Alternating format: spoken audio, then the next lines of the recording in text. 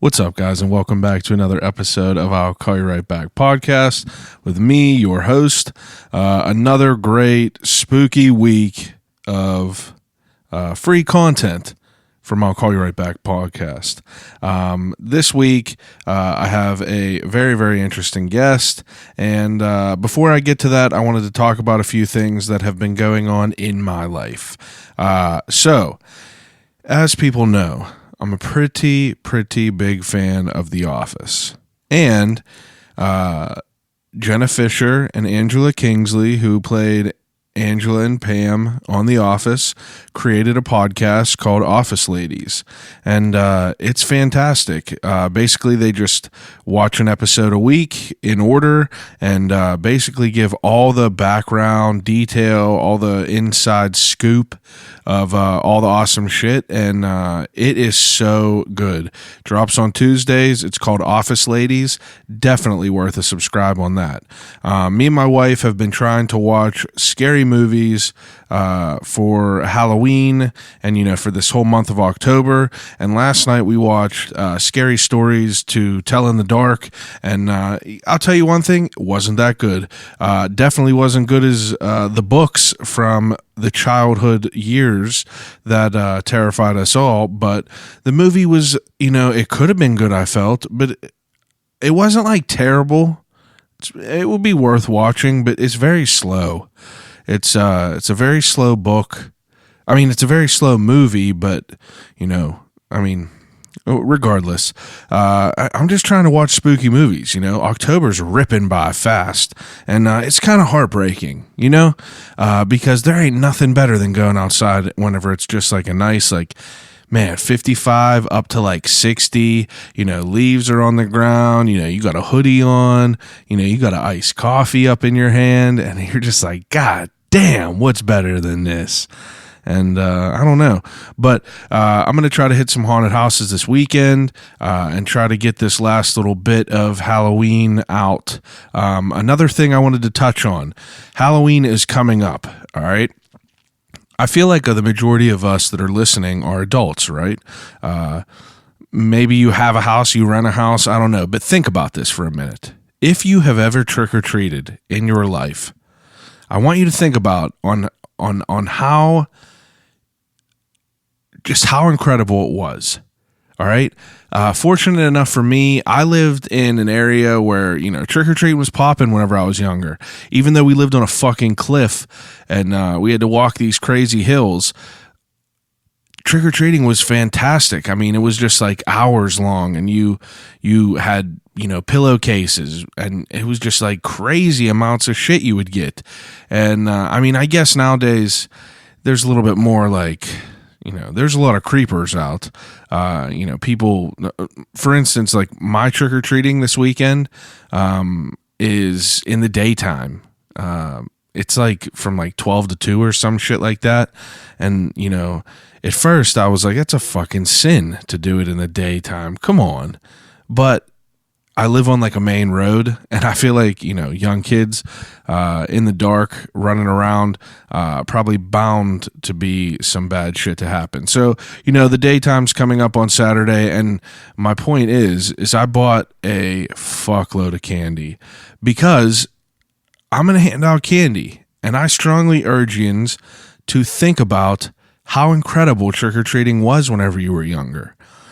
I want to give back to kids. Kids nowadays are fucking addicted to their phones and, just on, you don't see kids outside riding bikes and shit like that. So, I feel like people wouldn't be trick-or-treating, but, I'm going to participate in this whole ordeal. And I'm excited about it. I'm going to throw on a little mask and, stand out there and hand out candy with my mom and my wife. And I'm pumped about it. So prepare, go to your Costco, go to wherever, grab some candies for the little guys, and girls, for the little people, just for the kids. For the kids. Just grab some candy for the little kids. You can't say anything nowadays. You know, guys, gotta back my track, or gotta keep myself in line here. But the reason that everyone is here this week, a very, very, very fantastic episode. This week I talked to Leslie Gray, who is the Steel City medium. So this episode was very interesting because Leslie is a medium, a clairvoyant, an empath. She said she could heal. She gets like premonitions about the future. She said she could talk to dead people, and again. For October, I try to find guests that fit the spooky narrative. And, we had someone before for the Demon of Brownsville. And, I had some messages of people like asking me, do you think that's real? And it's like, I don't know what I think is real, but who am I to say that it isn't? So I was just listening to Leslie talk to me about how her gift kind of came into play and how she started to utilize it in a way to help people. And it was super interesting, realistically, what can I say about it? She has a wild story, and, to some it might be hard to believe, but, I've talked to people that I know personally who have, got read by her, and they say it's pretty wild. Like, they say that it's pretty accurately. I posted, every week I post a picture of who I'm going to interview on for this week. And a couple people even messaged me from there and said, like, yo, I talked to her and, like, she's legit. And I was like, that's crazy. And talking to her about, like, her, some of her stories and about some of the accounts that she touched on of her helping certain people, like, it kind of scared me, like, talked about, like, predicting when people were going to die and stuff like that. And I am not someone who wants to know anything about that. I want my man to come over with his sickle whenever I least expect it and take me away, like Bill and Ted's or something like that. I want to be able to, challenge him in some rock, paper, scissors before I go away and shit. But it was a wild episode. I'm just sitting there trying to take it all in, and it was, she has a wild story. So, what can you do but listen and take it as you are. Like, if you're interested in this, hit her up. Like I said, my best friend's wife spoke with her, and she didn't have. She couldn't have more positive things to say about her. I obviously look at all these people that I'm going to have on this podcast. So, I know that there's a lot of phony ass psychics out there. I know there is. Miss Cleo, that's a racket. That lady's running a racket. But I looked at all of her reviews on her page. Leslie's I'm talking about. Obviously not Miss Cleo. I think she's into Clink. But she might be in jail still. I think she was in jail, if I feel... That sounds familiar, but anyway, Leslie, she has numerous reviews about people that are just like, this lady is legit. So I wanted to have her on, and I wanted to see what she was all about. And I had a great it was a great conversation. I had a wonderful time speaking with her. She's a lovely lady. She has just a little bit more interesting story than we all do, but it's a great episode, and I feel like it's a great addition to the spooky theme of October for I'll Call You Right Back. So, without further ado, episode 92 of I'll Call You Right Back podcast with the Steel City medium, Leslie Gray.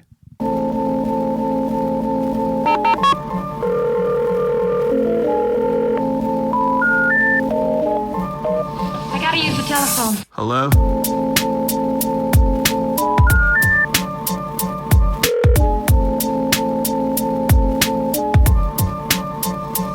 Telephone. I'll call you right back.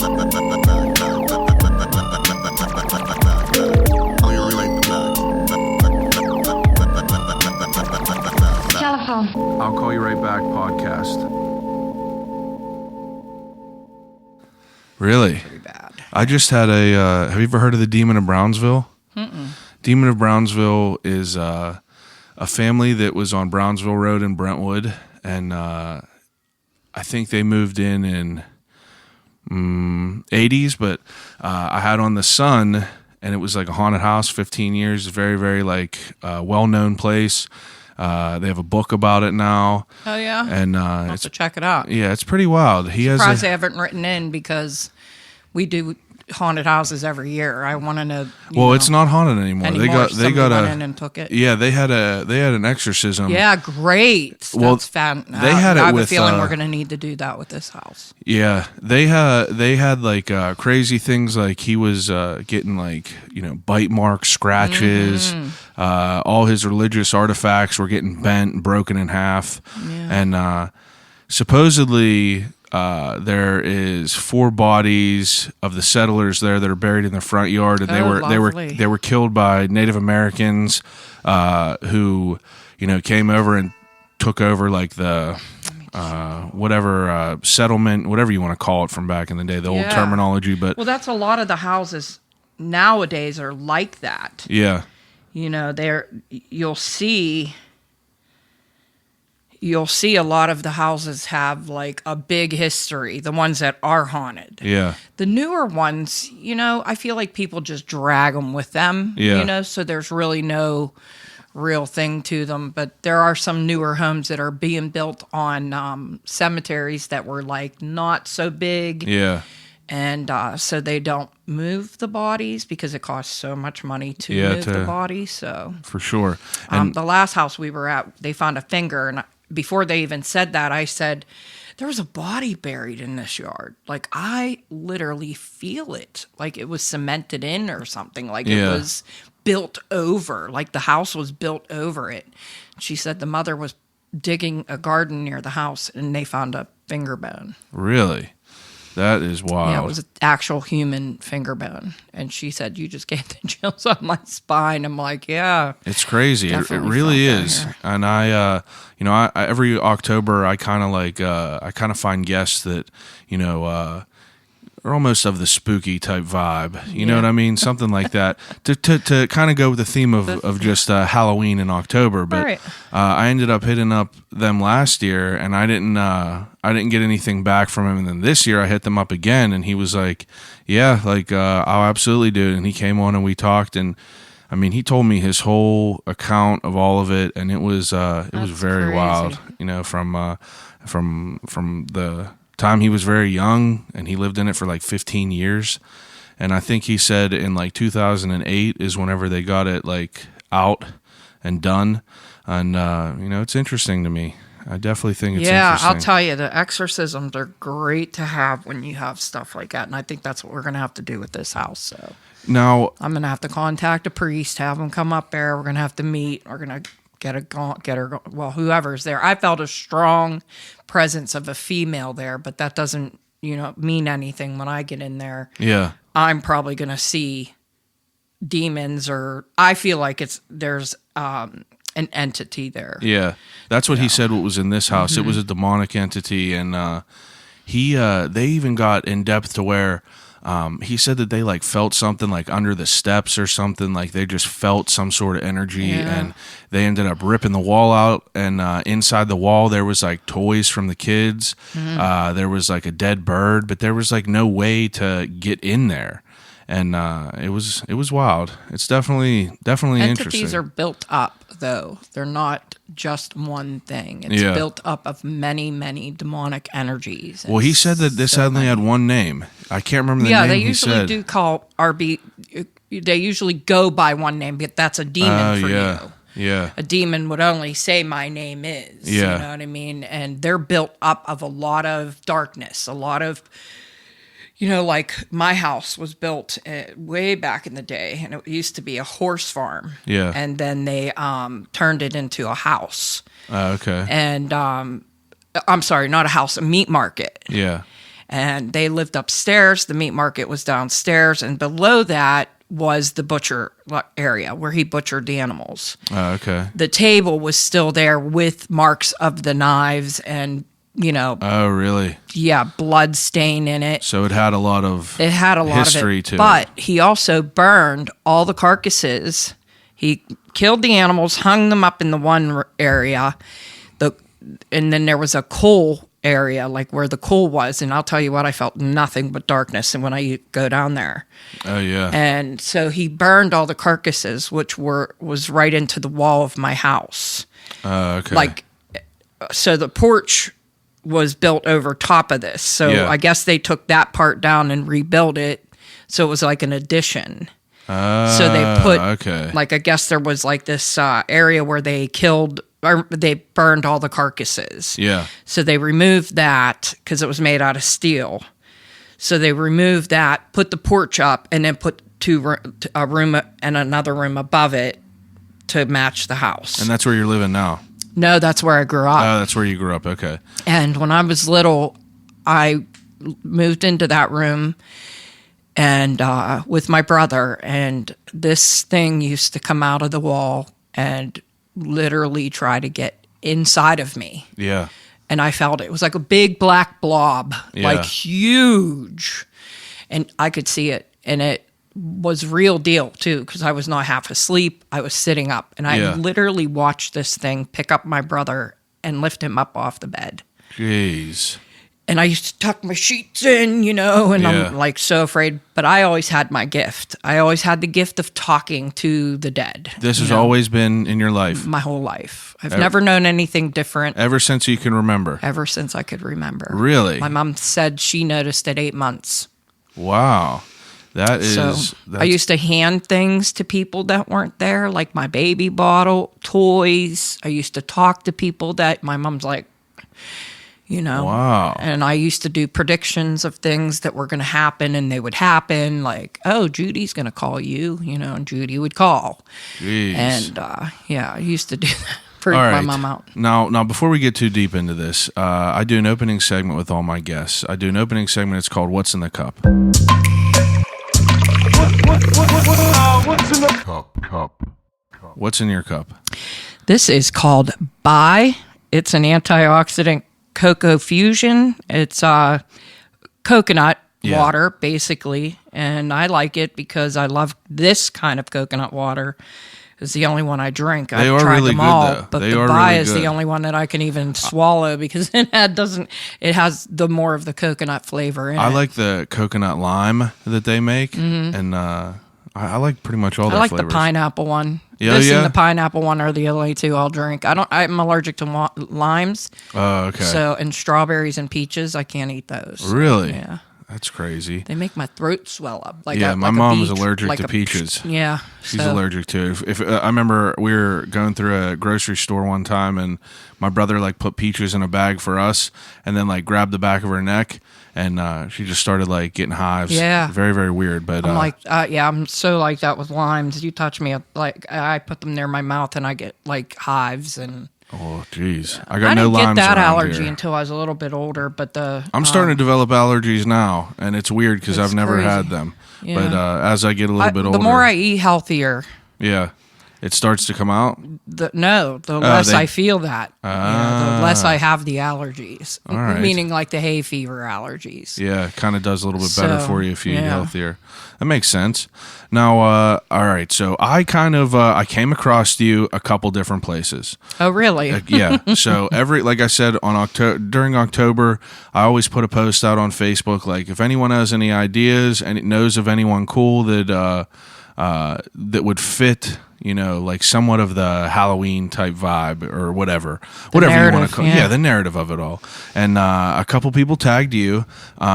You read a couple of you read my best friend's wife, and she had nothing but insane things to say about you. Said it was just scary accurate. She said it was just very bizarre. They have a daughter who was sick, and I don't know. They said you were legit, and then I had a couple other people tag you, and then my aunt is a big fan, and she told me about it. She was like, "You should really look her up. I've heard incredible things about her." So I look at all your pages and stuff like that, and I never spoke to. Now you're a medium, I'm a psychic medium, clairvoyant, empath, and healer. Now, can you explain what these are? Because from an outsider's point of view, all I think of as a medium is someone who speaks to the dead. afterlife. Yeah. And That's right. Now, what is the rest of the So things the that you psychic said? is like I can see past, present, future. Okay. So the empath is I can pick up on your emotions, your energies. Yeah. And if you were unable to speak to me, Yeah. like animals, I'm an empath with animals. They can't talk to me, so you I can- can pick up on what's going on with them. Oh, okay. So, and it's weird because animals and babies are attracted to me Oh, yeah. no matter where I go. Really? And it's so funny to watch little babies literally lean over the cart in the store just to wave to me and say hi and smile all everywhere we go. And even my mother and my children have seen it. Yeah. They're like, look at the baby's just Like so eyeing you up. attracted to you and like smiling. I had a 3-year-old little girl on the bus one day. We were coming home and we I forget where we were downtown. I hate taking the bus. I mean, taking my car downtown. So we Yeah. took the bus and it was pretty packed. And this one little girl, I sat down because I had the baby, and this guy got up and he said, you sit down. And I sat down and he was playing by the window, and this little girl, this lady was holding this little girl. Yeah. And this little girl was just reaching over for me, like just wanting me and holding her hands up like this for Really? me to take her. I was like, the mother, I think it was the mother. She kept on going, no, no, no, don't do that. Yeah. Stop doing that. That's rude. And she was, I said, no, it's okay. Do you mind if I take her? And she was, she was talking to me like, hold me. And I picked her up and she kept on stroking my back. And she said, when she went back to her mom, she said, wings. And she was pointing to my back. Wings, Really? wings. Jeez. And she just kept stroking my back, like just even with her, I think it was her grandma or mom. She kept on touching my back and Really? just in awe, like the look on her face. It was so cute. That is wild. Then I had another little kid do that to me too. We were downtown. Same thing. Yeah, we were downtown in the Point. We were sitting there, and this little kid just kept running around. He was 6. Yeah. He comes over, and he goes, you have wings. Really? I said, do I? He said, yeah, you have wings. They're pretty. And this has been something that's been in your life all the My whole time. life. And now, what do you remember? Like the first memory you had of like anything to show you were different? I probably was 2.5 years old. I went through a glass coffee table, Yeah. and I had a near-death experience, and I remember every bit of it. Really? Every bit of it. I remember how I went through the glass coffee table, the blood dripping down my face, me running outside and falling into my dad's arms. He was outside actually talking to 2 Asian people who were buying a boat off of my dad. Yeah. And I literally ran over to my dad and he grabbed me. I fell and he grabbed me. And even though I was out of it, I remember him literally jumping into his van, screaming for my mother to come and get me, to give him the keys Yeah. to his van. Yeah. And he left without her. He took off. He took me straight to the hospital, and they had to literally cut my face off and pull it down. I had 100 and some stitches.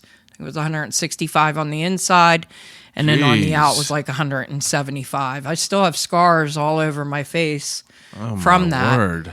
And I was 2.5, so I remember that. But I remembered my near-death experience. God kept telling me that, I would help millions of people, that I would help so many people. Yeah. Like he kept showing me the plethora of people I would be helping. Yeah. And that don't listen to anybody if they tell me my gift isn't real, that it is, Yeah. know.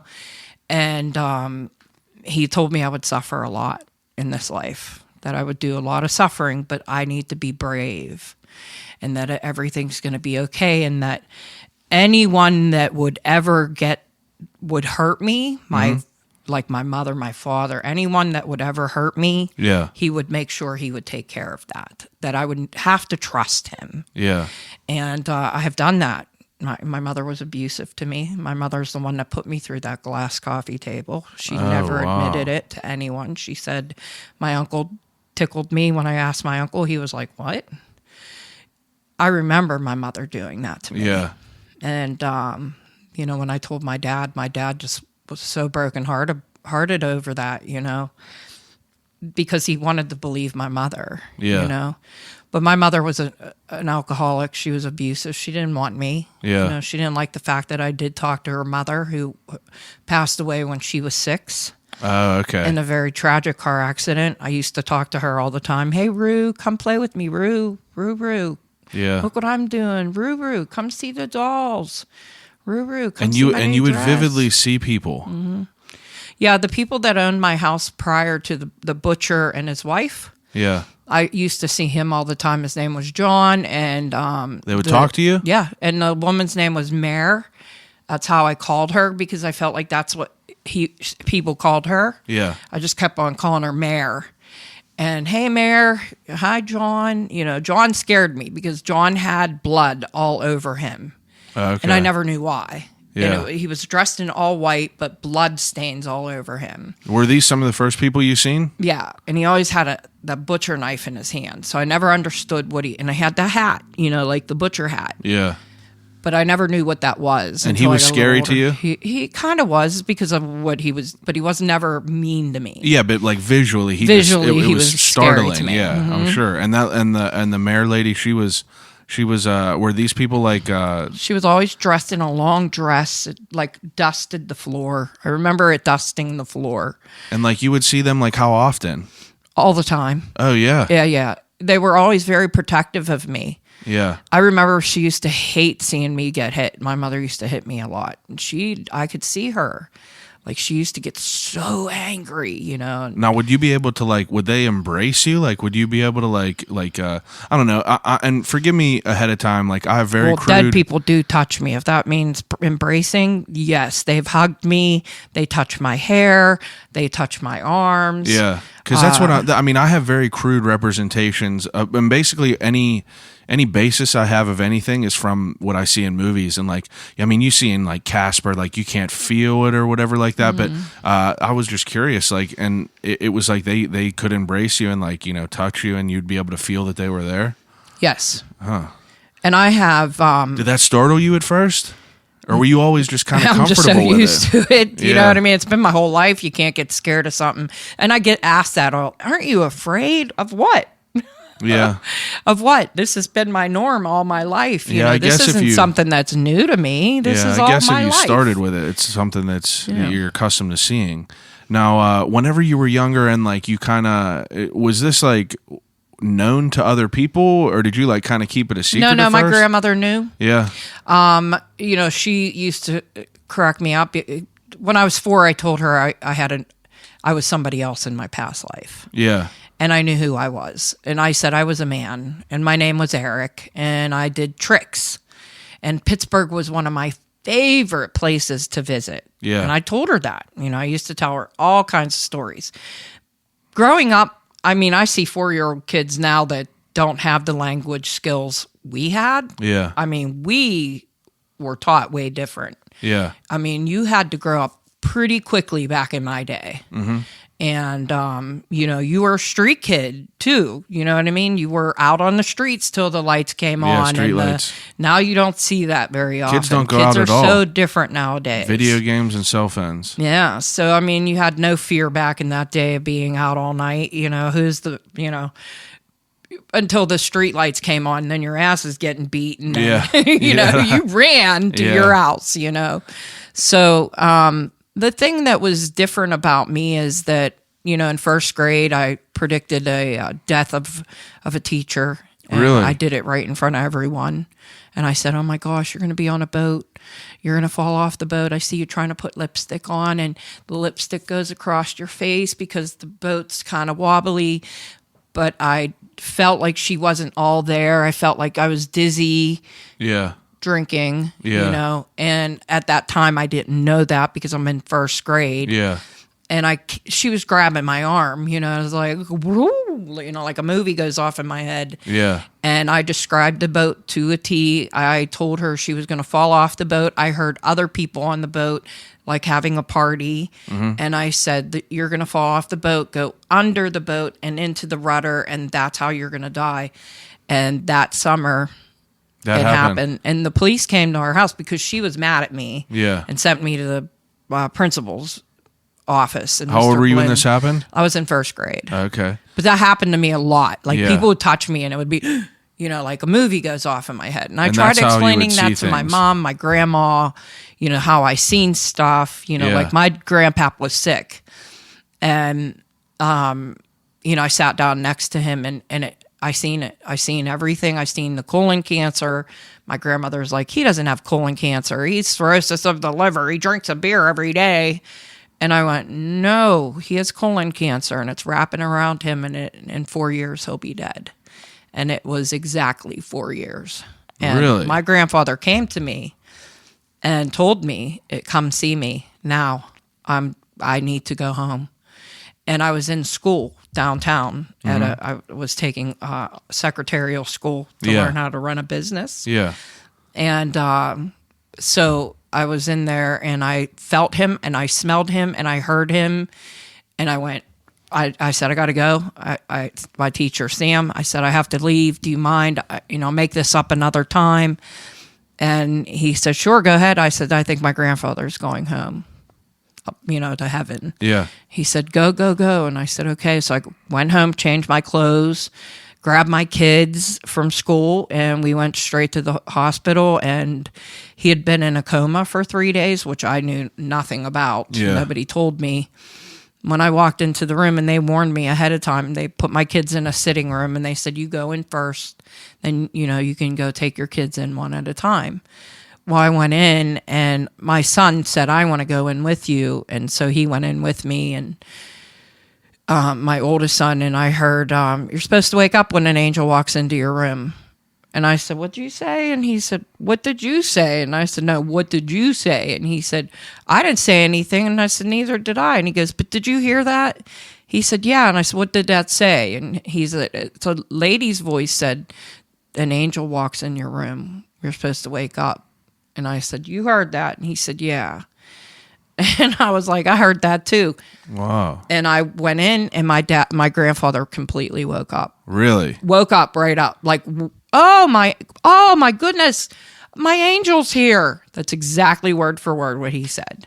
And he was so happy, and he was waking up. Like he was a little groggy. He was coming to. Yeah. I brought him candy. I brought him trains. He was a yardsman for Conrail. Oh, okay. And, the nurses all come running in. They heard my grandfather talking, and they were like, oh my gosh, we got to get the doctor. He's awake, and they were all shocked. And I said, I'm not. My grandfather loved me. Yeah. And he was still pretty bad off though, Oh, right? yeah, he was definitely on his last leg. And I had asked him, I said, Grandpap, are you ready? He said, to go home. I said, yeah. And he said, yeah, I'm ready to go home. I can't wait to get out of this damn hospital. He hated hospitals. Yeah. So I said, yeah. And I said, who came to visit you today? And he said, Mickey, which she was alive. So I was like, oh, yeah, that's good, which I knew she would visit. Mm-hmm. She was her and her husband are real close friends of my grandparents. And I said, who else? And he said, Alma. Well, Alma just passed away not too long ago. So there went. Yeah. And I said, what did she say? And he said, she's going to take me home. She's coming. And I said, what time? He said 10:15 to 10:30ish. I said, really? Tonight? Yeah. He said, yeah. And I said, oh, okay. And he started crying. Really? I said, what's the matter? He said, oh, I'm afraid. And I said, afraid of what? You're the most godliest man I know. You took care of your church. Yeah. Which he was from up from like Fallen Timber, which is near Altoona. Yeah. So he grew up there. He still took care of his church. Sent them money all the time. Yeah. Never forgot that church. He watched all the church shows on TV. He had a Bible in front of him. He was the man who started to get me to go and really have that faith that I had, as a young kid. Yeah. Putting us through church, making sure we were baptized, so I became a devout Christian. I was at church every Sunday. Yeah. And if I didn't get up, I was devastated. So my dad used to come in and wake me up. So I got that from him. So I called my grandmother when I got home. My grandfather told me, like I wasn't the greatest man. And I said, yes, you were. And he told me, confessed like a lot of stuff to me. And I'm like, I'm not a priest, you know. But he did. He told me a lot of stuff. And he was devastated, how people acted. And he said, if you do anything in this world, Leslie, change that. Change how people behave when people are dying, because nobody wants to see people with greed. Yeah. And he saw a lot of that prior. He said, they don't think I'm watching. I am. I heard everything they said. So if you're out in a coma, trust me, they're listening. Yeah. So, that's the one thing. He said, I have nothing to give you. I said, I don't want you to give me anything. I want you to watch over my kids. I knew my son, I had another near-death experience when I was 9. I knew my one son would be in the military. I knew he would be in a war. Yeah. One of the longest wars ever. Even before having him, I was in 7th grade and I wrote a paper on it. And I gave it to my teacher and she goes, how do you know you're going to have a son? How? I mean, that makes no sense. I said, this is my future. This is what's going to happen. And my son did serve in Afghanistan. He did get injured over there and he came home with every limb. Everything. Really? Yeah, and I know my grandfather was there the whole time. I know it. Wow. I know it. I felt it. I knew he was going to go to Afghanistan. I called that the day he signed up when he was 17. I didn't want him to go. Yeah. And I said, the whole time, I know my grandfather's going to be with him. I'll make sure he comes home with every limb. And he did. So that's the only gift that I asked for my grandfather. And he did to watch over. To watch over my kids, never leave their side, just be with them. Now, whenever you're like getting a little bit older, let's say like high school, things like that, I mean, are you open about this to people? Absolutely. Yeah. Why would I be ashamed of my gift? Well, not really necessarily ashamed, but I mean, like, is that something? No, because I always went with God. Like, I led with, like, God is first. Yeah. In my life. He always has been. I've seen him. I had one-on-one conversation with God when I was 9. Yeah. My mother, again, took my life, hit me over the head, crashed my skull, and I was out. And I was gone for quite some time. Yeah. And I can't really divulge a lot of that information because I'm writing a book about it, but yeah, I will tell you this, that my eyes opened very clearly one after that I have a duty, and my duty is to always trust that, I can never seek a revenge ever. Yeah. If anybody's hurting me, he'll take care of it. That's him that will deal with that. Yeah. And I trust that. And his power is way bigger than ours will ever be. Yeah. And for us to not trust that is devastating to him. And so there are many places, and there's other things that really make me who I am today and why I am, because everybody knows I'm very blunt. I tell it like it is. If you do not like listening to what I have to say, you do not have to listen to me. Mm-hmm. I don't beg for you to listen to me. All I have to say is, not everybody has this gift. Yeah. And I know that because God told me that we shouldn't meddle. People should never meddle where they don't belong. If you don't have a gift, don't go jumping into something thinking you do because you want it so badly. Yeah. You enter a dark place. And I see it all the time. And I want to be able to tell everybody, look, you just entered a realm you don't belong in. Why are you doing this? Protect yourself, because this is a road that you can't come out of. Yeah. You know what I mean? So don't fake it because you want that. It's not everybody's gig, just like not everybody's a dentist, just like everybody's not a doctor or people have their own gifts. Absolutely. They have their own thing. People woodwork. I couldn't sit there and carve out a thing of wood. I'm jealous of that. That's a beautiful thing to have. But I don't have, doesn't mean I want to go cutting off my fingers either to do it. Yeah, for sure. So can you learn how to do that? Yeah, but you have to have the passion to do it too. Yeah. But this is a different realm. This isn't something that everybody should get into. So when I see people who say, I can teach you how to talk to dead people, no, don't do that. Yeah. Don't do that, because listen, that's what you have, your spirit guides who guide people like me. And there are some of us out there that have this gift. Does everybody have it? No. Yeah. But boy, they're coming out of the woodwork left and right. Pretending that they do. Oh, and I'm just like, oh, wow. You know, it drives me nuts. And, you know, because people don't know what they're getting themselves into. And they're meddling where they don't belong. And I see it more and more every day. And it's, you know, when I was little, I had this dream about being an Indian, and I stood on a mountain and I called to the spirits, and the spirit sent me a black horse and a white horse, and I got to choose which one I rode. I rode both. And I remember standing 1 foot on each and just holding them. Yeah. And the one wanted to take me into a very dark place, and the white one wanted to take me somewhere where it was all good and everything was right and where I needed to be. And I decided in the end that the black horse had to go, and the white horse was where and I jumped down and rode that white horse. So I had a choice, and that's where I began knowing that the gift that I have, if I had that choice, it was always to go down the truth. You know, go through the truth, go through the light, don't go through the darkness. Yeah. So I don't make it up. I refuse to know anything. Don't tell me anything. I don't want to know, and people know that about me. Don't tell me anything. That's one thing, my biggest rule.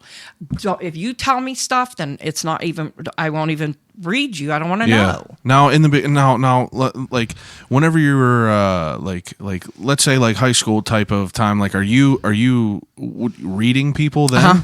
And is it like would you have friends and stuff like that would just ask you things like that? No, people were afraid of me. Yeah, I mean, when you're a kid, you're afraid. Yeah. But I mean, when I went to Beatty Tech, and they were not afraid. Those people, Mrs. Gavola, my teacher, put me in her office to read.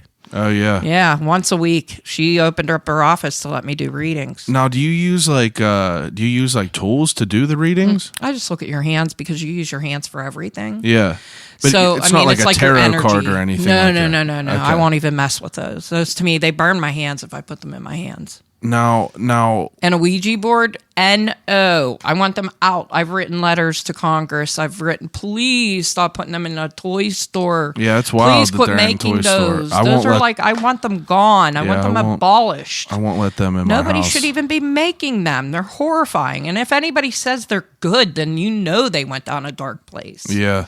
Now, So, I mean, like as it's you're not a tool for anything that's good at all. You open a portal. Yeah, that's what I've heard. Oh, You it always drives me you nuts. open a door to shit you don't want it to be. Yeah, and people, you know, you got these kids thinking it's so fun because they watch all these ghost shows and things, and they think it's fun. No, you just dipped into a world that you can't get out of, and now that you don't want to just get like the house into. we went to Friday. The girl used the Ouija board, and she didn't close the portal, but she still has the Ouija board at her house at an hour away. Yeah. And I'm like, well, you need to bring this Ouija board back. We need to open the portal again and send whatever came out of there, which was many. Yeah. We need to put them all back in, because this house had so much activity In there. that all of our equipment, my battery was draining. I mean, it was crazy.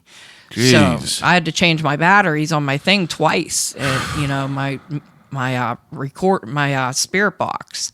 Jeez. So and this just happened Friday. Yeah, this Friday. And this Now, house is in Millville, which is a block away from the mill that caught on fire, and 100-some plus people died. Oh wow. So I How had did a you get feeling linked that up there with was a them? lot of.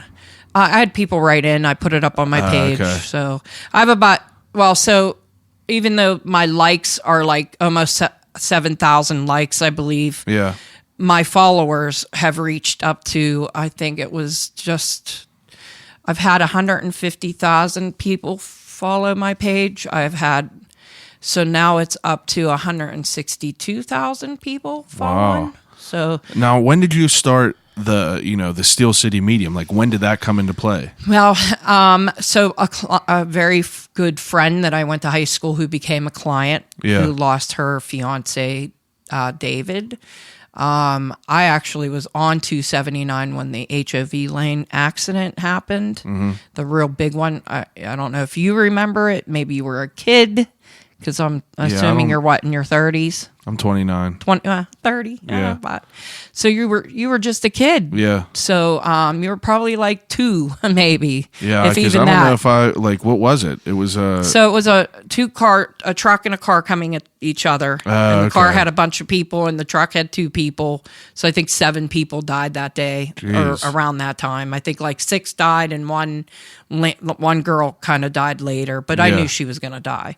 But me and my son both saw the pillars coming down, and we knew like 6 people died. We saw 6 pillars. Your son could see this stuff too? He did. He kind of closed off now, but I mean, I didn't care that he did that. Yeah. You know, I said, it's your choice, and if you don't want to do this, this is fine. Yeah. I'm never going to pressure any kid that has a gift that, you know, and there are kids out there that have the gift, but that goes away after a while. And part of me believes society has a lot to do with it, and part of me believes that it's up to them whether they want to, like, if their fear is too big, if they embrace it. If Yeah. they embrace it and let it in. Yeah, and it's okay. I don't ever tell anybody that you have, like, if you have the gift and you don't want this, then feel free to shut that portal, because that's fine by me. Yeah. You know, Now, I would never want to see anybody be tortured in any way, shape, or form. Yeah, I'm sure it's not for everyone at all. Heck But no, you have to be strong to handle this. Oh, I couldn't imagine. I couldn't even imagine it. Now, besides for, you having this gift, like, what other things are you into whenever you're younger? Like, what do you like what were your hobbies besides? I was a singer. Okay. I studied under Carol Swanson. She was a really amazing, well-known teacher. Yeah. My mother did her hair, so that's how I got hooked up with her. And she heard me singing in my room, and she literally got out of my mom's chair and came in and said, "This girl can sing." Yeah. And I want her in my group, which was called Pied Pipers. And I did. I went over, and she taught me individually. And my mom kind of didn't want me to do that. My dad was a singer. Yeah. And my dad was an Elvis impersonator. He looked just like Elvis. Really? Oh, yeah. He looked and sounded just like Wow. Elvis. Women flocked to my dad, and I think that caused a lot of marital issues between sure. my parents. Yeah. My grandmother was a singer. She was amazing. She reminded me of Patsy Cline. So you grew up in it? I did. I grew up. That was kind of the thing that I grew up in. But my mom couldn't sing for nothing. She couldn't carry a tune or anything. Yeah. And my brothers didn't sing. I had 2 little brothers. Yeah. And, I was doing it at 2. I just loved it. I heard my aunt singing, and I wanted to be them. My Aunt Barbara and my Aunt Susie both sang. They still do. Now, was there anyone before you that had this gift? No, not to my knowledge. No. I mean, I've asked a lot of people. My aunt said that my cousin Todd used to always think that he lived another life. He always had that feeling that he's here again, Yeah. But that was the only thing. And then, nobody before me anyway. And That you know of, yeah. Now, as you're getting, through, school is such a big part for people. Like, do you have like an idea of like what you wanted to do after schooling? As far as, people are obligated to think of like careers and stuff like that. Well, I wanted to, I definitely be a singer. I wanted to sing. Yeah. I wanted to be an actor, singer. I wanted more singing than anything, but my mother wasn't allowing that. She, was really hard on me. I had to take care of my little brother. Yeah. My mom just had a lot of stuff, and it was like I always had to babysit her. Yeah. And, I definitely didn't get to go play. My mom was poor, so I grew up a poor kid. Yeah. You know, we never had money. I didn't have nice clothes. I got picked on in school. I got bullied so bad. Oh yeah. You know, Did and it was people now? horrible. Did people bully you because of this gift? Like people knew No, about it this was gift? just basically because I was poor and didn't Yeah. have the designer Jordache jeans and the Gloria Vanderbilt jeans. I didn't have what other kids had. Yeah, so people looked You know, at my you dad was differently. not a good man. He didn't take care of us. You know, he kind of went off with another goofball and, you know, took care of her kid and had another kid with her. And, Yeah. you know, it was horrible. It was the Yeah, that's worst a shame for sure. childhood I ever had. But I felt like I was above it all. Like I always had to take care of my mom, you know, and they put me through hell. My parents just never knew how to grow up, you know, and I used to look at them and like, I'm the kid. Yeah. I'm the kid. You you're- guys are adults here. You're the you one know, that's acting grow like an up, adult. You know? And it just, I always had to be ahead of the game. But my mom used to have card parties for my grandmother. Yeah. And I would go around looking at their hands and read them. And my grandmother would let me. Yeah. And you'd she be used able to take me tell. to the place downtown called the Tea Garden. She wanted to see what this lady thought. And Was it about always me. by hands? It was always from Always hands? by the hands ever since I was real little. Yeah. And it wasn't, I was never a palm reader. It was just because you use your hands for everything. It's energy. And I always look at the arms too. Now, let me ask you. I'm So- sorry for jumping all over, but you said you just brought up the term palm reader.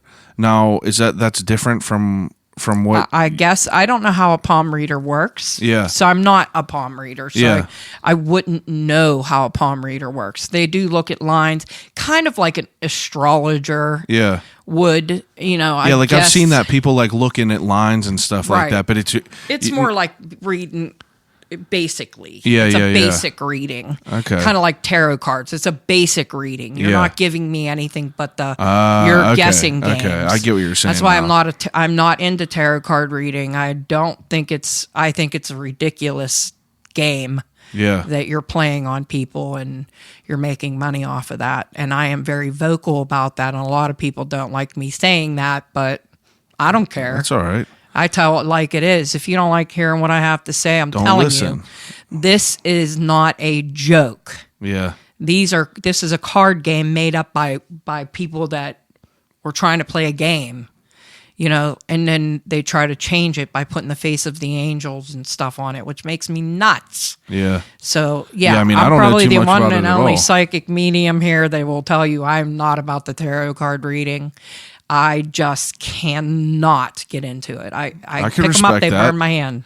Now- Just like certain medicines. Medicine does that too. I put it in my hand like Tylenol. Yeah. It literally puts a red mark on my hand. I can't take Tylenol Really? because I know it's dangerous for you. I think it's bad for your liver. I think if we just really take a real hard look at what our bodies are consuming, we'd be really shocked by what certain medicines can do to us. Oh, I'm sure it's bad for you. Yeah. Absolutely. And where they're being made now too, even. Jeez Louise. That's a whole different even. And that's where the chemical warfare comes in. I've said this. You know, we're not going to see like when I hear chemical warfare, I hear medicinal shots, things like that. Yeah. We're not going to see it in the air like movies depict. Yeah. We're going to see it in our bodies internally through our food. And so we do need to start protecting ourselves. We need to start growing our own food. We need to start getting healthy. We can't get sick anymore. There's no open room for that. We have to start protecting our bodies. Yeah. You know, so the demons are out there. The bad guys are out there and they're growing because more people are being born. And it's a sad world that we're living in, you know, like how many kids are missing? 800,000 children from America are missing. Why? Missing. Missing. Jeez. 800,000. That's That- just missing. Yeah, they just don't know where they are. They don't know where they're at. That's Yeah. from North America. That's from our side. Yeah, I don't even understand how that's a possibility. You know what I mean?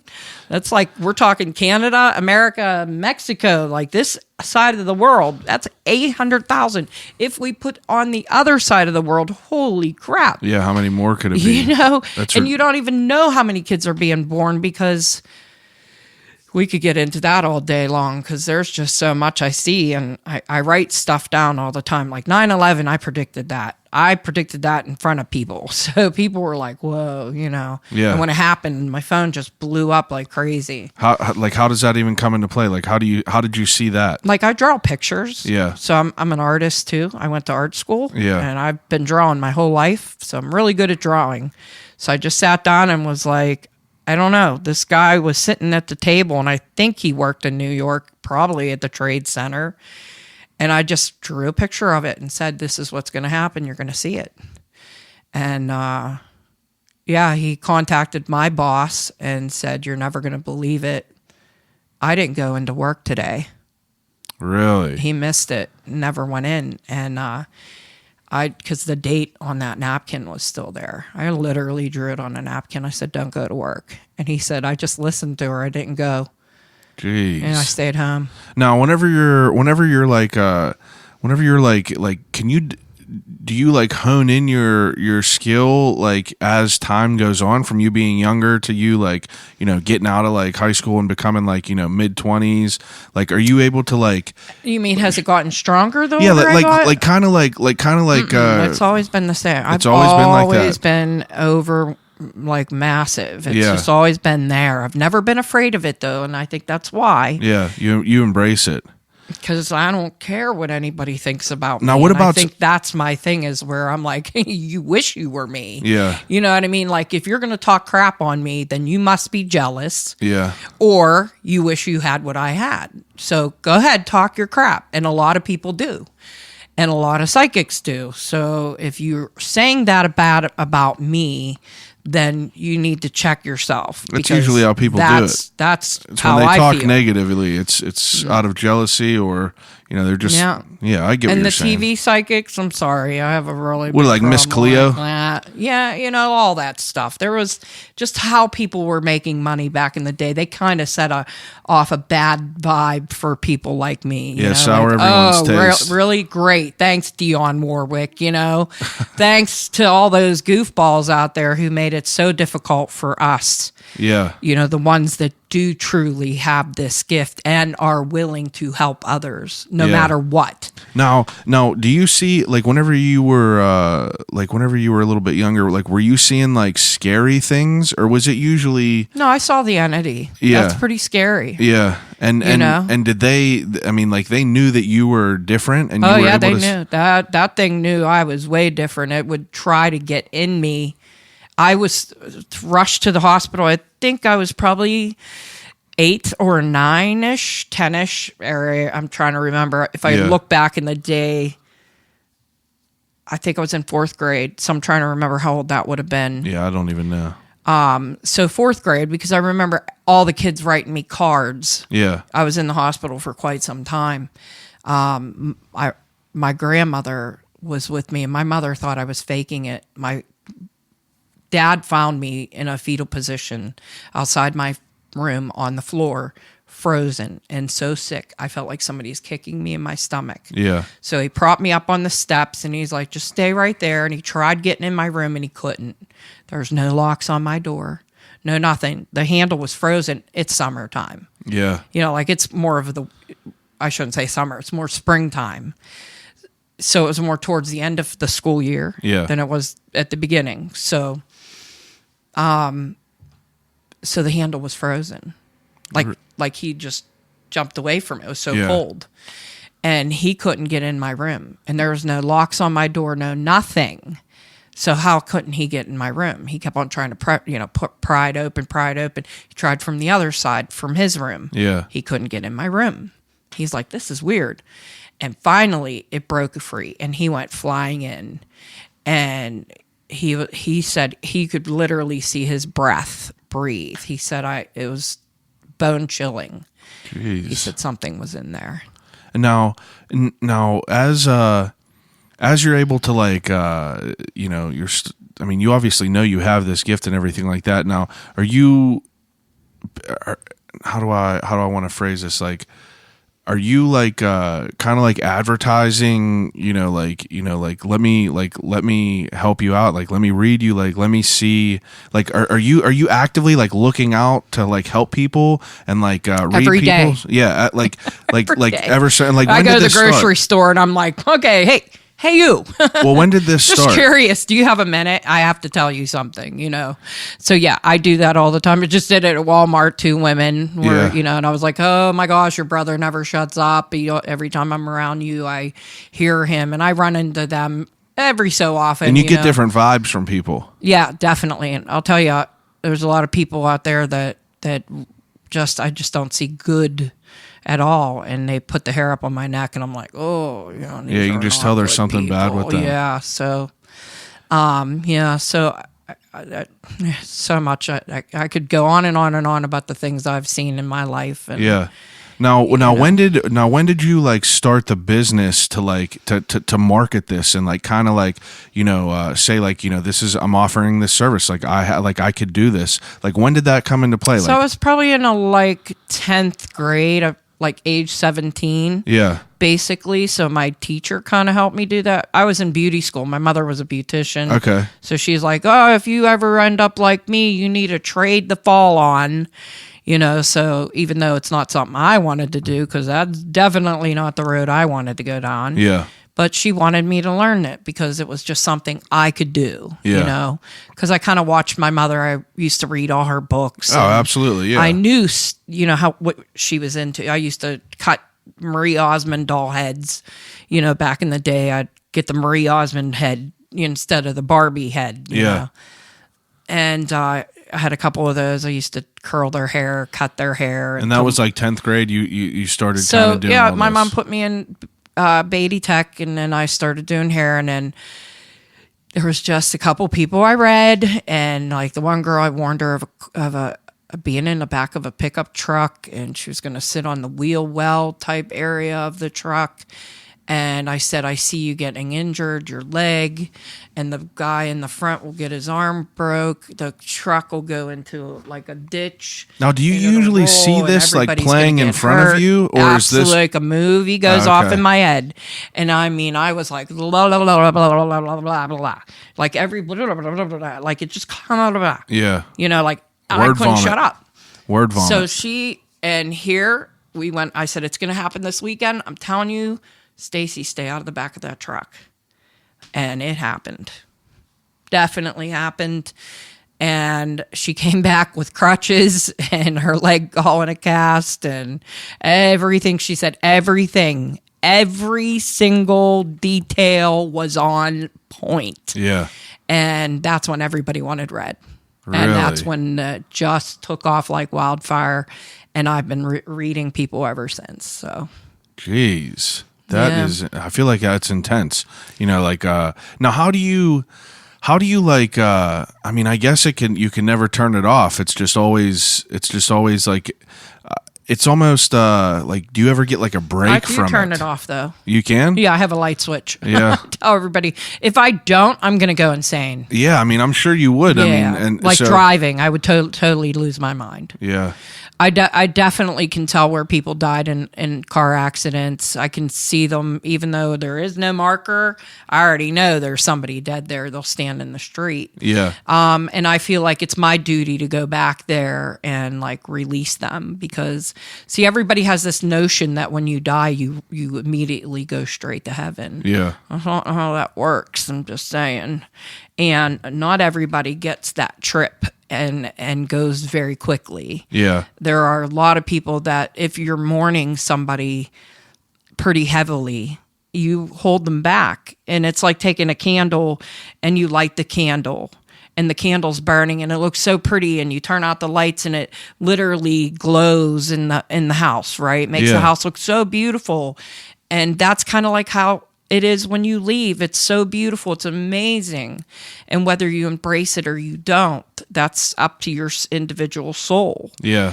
So, it's our souls sometimes can be interrupted by humans. And, when we're gone and So if I were to mourn and hold heavily, Yeah. I'd be the lid of that candle, the heavy, heavy You want glass to keep lid. that in, and it's I would be so heavy with emotion and sadness. And so the light, which flickers, and you put that lid on top of that, it's still lit, right? And you put the lid on top of it, what's going to happen to that light? the flame goes out. Right, because you suffocated it. Yeah. Because that's what our emotions do. That's what our mourning does. If we mourn heavily, or if we don't mourn at all, and we just hold it in. Like I see a lot of people do that. They definitely can't let go. And what I want people to know was, when we leave, not everybody's ready. You know, especially car accidents. That's like a shock. Yeah. If you think it's a shock to you and you're still living through it, Imagine if you died. imagine being dead from it. Yeah. You're going to be really shocked. Now You're you not say- going to leave that like, woo, bye, Yeah, you're not everybody, just I'm going to gone right heaven. away. Right. Now, as you're driving along, you say you like see where things are, see people where they pass away, and now, would you call these people like, are these ghosts? Like, would you I call don't like it? to use that word. Okay, It's no. kind of an offense to the spirit world. Oh, okay. And I've seen a lot of people change that. Like you don't hear ghost as much as it used to be Spirit. like all the time. So people are starting to respect the deceased terminologies. and they're saying spirit, which makes me so much more relieved because it's like kind of calling me fat. Yeah. You know what I mean? Thanks. And So now you're saying that like for people to have these spirits, like sometimes they could be here for long periods of times or short periods of times. Now, is it like again, forgive me a crude representation, but in Casper they say like there's like crossing over. There's spirits there until there's unfinished business. Is there any accuracy to that? Like, have you seen Casper? I know that I'm sorry. I feel like probably not. Okay. I mean, I remember the cartoon when I was little. So let's not go to the Casper movie. Yeah. Because that is far from what real reality is. I understand that. And I'm certain whoever wrote that doesn't understand. Doesn't do what I do. Well, that's why I'm asking. Like Okay, people that are still so- here. Like, is there certain things that is there like I just don't know how to. So explain let me just it. let me explain to you. Okay. So when our souls are prepared and ready, Yes. like let's say you were diagnosed with cancer and you were living probably about a year. Okay. You had a year before you were going to go, so you prepared yourself. Yeah. You kind of got the idea that I'm not going to be here in a year, so I'm going to get together with the people and make amends with people, and I'm going to tell everybody I love them and show everybody that this next year that I have to live, I'm going to make the best of it and Yeah. be happy and be joyous of what I have left. Yes. Those are the people that leave confidently and go to the other side and do what they need to do. Those are the people I don't have a problem with. They kind of accepted their fate. Yeah. Right? Those people who don't accept their fate are the ones that have the trouble.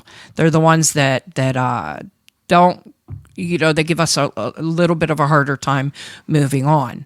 I'm the psychic that probably is way different than a lot of people. Like I watch people and I go, oh God, like really, I start to sweat because I'm like, don't tell them that, that not everybody leaves. That's not true. Why are you saying that?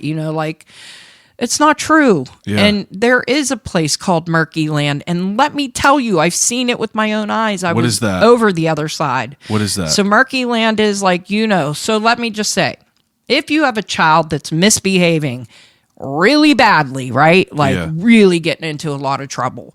16-year-old running in and stealing your car or robbing a bank or robbing the store or just getting out of hand, Yeah, right? getting into some shit. Right. What do you do with that kid? don't know. To show him a lesson. I don't know. You don't know? I don't have you kids. punish them. Well, yeah, but I mean, you were a kid, so I know. you get a punishment. You get a Whether punishment. it's through your parents or a law. Yes. of somebody bigger than you. I agree with that. Correct? Yes. Same thing. Okay. God has a way of doing that for us. He's a good father. He's an amazing father. He doesn't ever spare the rod. Yeah. So there's a room. So I always explained it to my mother as a very young kid. Mom, there's a place called Murky Land, where people go if they take their own life. Yeah. If you do drugs and take your own life, take your own life. Yeah. If you're, drinking and driving and you kill other people and yourself, I mean, that's where you go. You kind of have to walk through this land, and it's murky and like mucky, and it's real slow. Your body moves slow. I've seen them, and I described it. I used to draw pictures of it. This is Murky Land. This is what this looks like.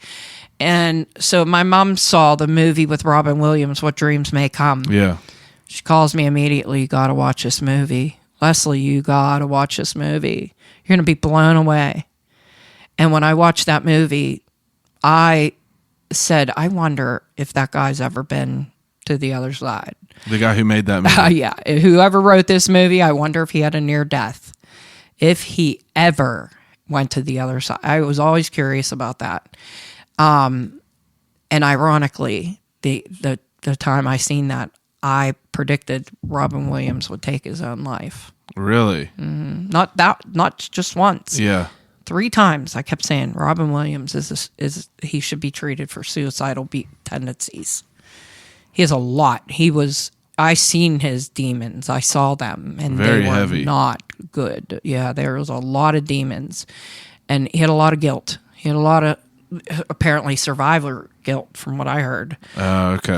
But I don't know about that. I think he had other guilt. I think he had, guilt growing the way he was, doing what he did. Yeah. I think that, he just didn't have, he was such a nice guy, and he really wanted to help others, but didn't have that ability to do so. And, the Hollywood is not a good place. There's so many very dark toxic people there. Very toxic. Very over there. brainwashy. Very sad. And you usually get that interpretation from anyone who has been in it for a while and kind of was smart enough to get out. They're like, it's just toxic in there, like quicksand. It's very sad because, you just see just how brainwashing it is. You have to do sexual favors to get in this industry. Yeah, anyway. I mean, you see all that stuff on... And the Me Too movement, shook a lot of people up, but it also destroyed a lot of people's careers, and I think that kind of went around the wrong way of doing it. So, nobody got healed from that. There was no healing from that. There was just more hurt. And, people just love to stab instead of like, okay, well, how do we find a way to heal this? Yeah. How do we make it People better? just want to keep tearing it down. Yeah. We'll just make it worse. We'll suffocate everybody and just crowd around everybody and assume things, because assuming just makes an ass out of you and me. Yeah. So, and it just drives me insane that, the truth didn't ever come out, and it just was a barrage of lies. Yeah, a and bunch of more smoke and mirrors. Bull crap. It's all everyone got money. They could cover shit up and, make it seem how they want to seem. And Now, not every man's good, and not every woman's good. And this is what everybody doesn't get. Like, a lot of these women were liars anyway. So, I mean, if people... it drove me crazy. If people to see don't that. believe that there were some... I'm saying not all women were lying, but out of the hundreds that came forth, the hundreds that came forward, if you are sitting there saying that not one of them lied and fabricated stories, I think you're nuts. No, Rose McGowan definitely got screwed over, and I felt bad for her. I don't know anything about it. She got I don't really follow any of it too much. Too much at least. She I tried. She got hurt, and I felt bad for her. She really needed justice and never really got all of that. And, they still make that Weinstein guy like he's a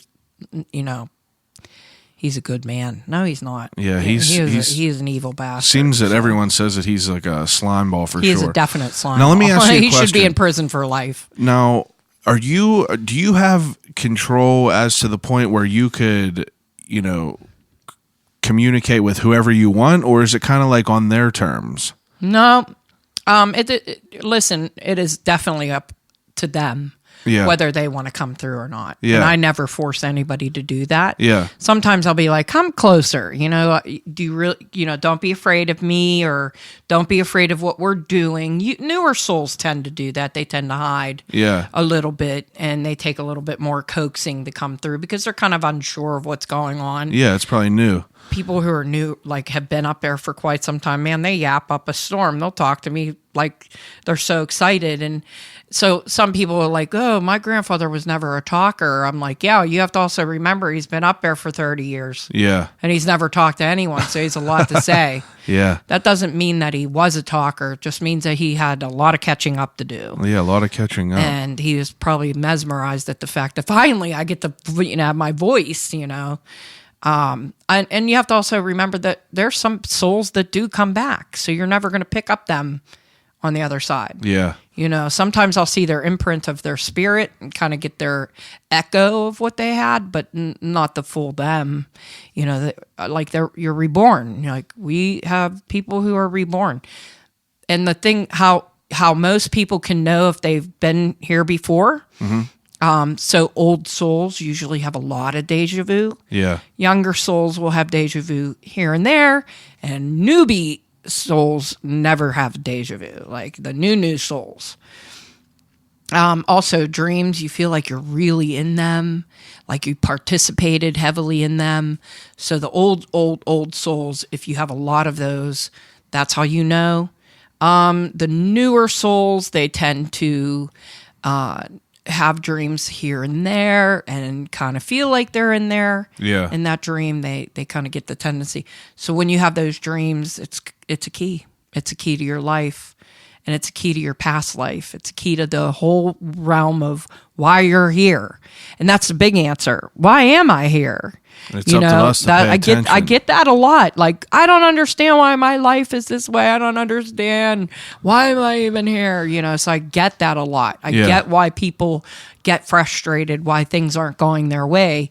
But we definitely put the blocks in our own life. Now, have you been physically hurt by any of these? Never. When I was a kid. Yeah. That was the one and only time. And I threw a bow. I mean, it was so bad. The doctors looked. They couldn't figure out what was going on with him. I literally told the doctor by himself, I said, there's an entity in my house. Something tried getting into me. There's nothing wrong with me. Yeah. This is an entity.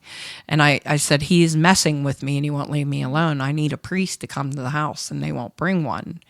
And he said, the hair on his arm stood up. He goes, look at my hair. I don't even believe in this stuff. He said, but there's nothing wrong with you, and you were thrown a bow. Yeah. He said, we've taken every test. And nothing came up. Nothing. He said, so for you to do that, there had to be something bigger than this. And that was the only time that you've ever had any physical pain? Anything ever came to me, because right then and there, I went straight to my church. I talked to my reverend and I said, I need you to bless me from head to toe and prepare me for war. Yeah. And he said, what do you mean? I said, there's an entity in my house. So as I got older, my dad died in that house. He died. So he went to work, he came home, he got in the shower. I called him 11 days prior to warn him. Me and my dad didn't speak for 10 years. I begged him on the answer machine. I said, Dad, let's not go to our graves regretting this. Please give me a call back. I need to tell you something. I know it's Father's Day. I'm just calling you because I was hoping you'd pick up and, give me your ear. Listen to what I have to say. And my dad always knew I was psychic. He always knew. Yeah.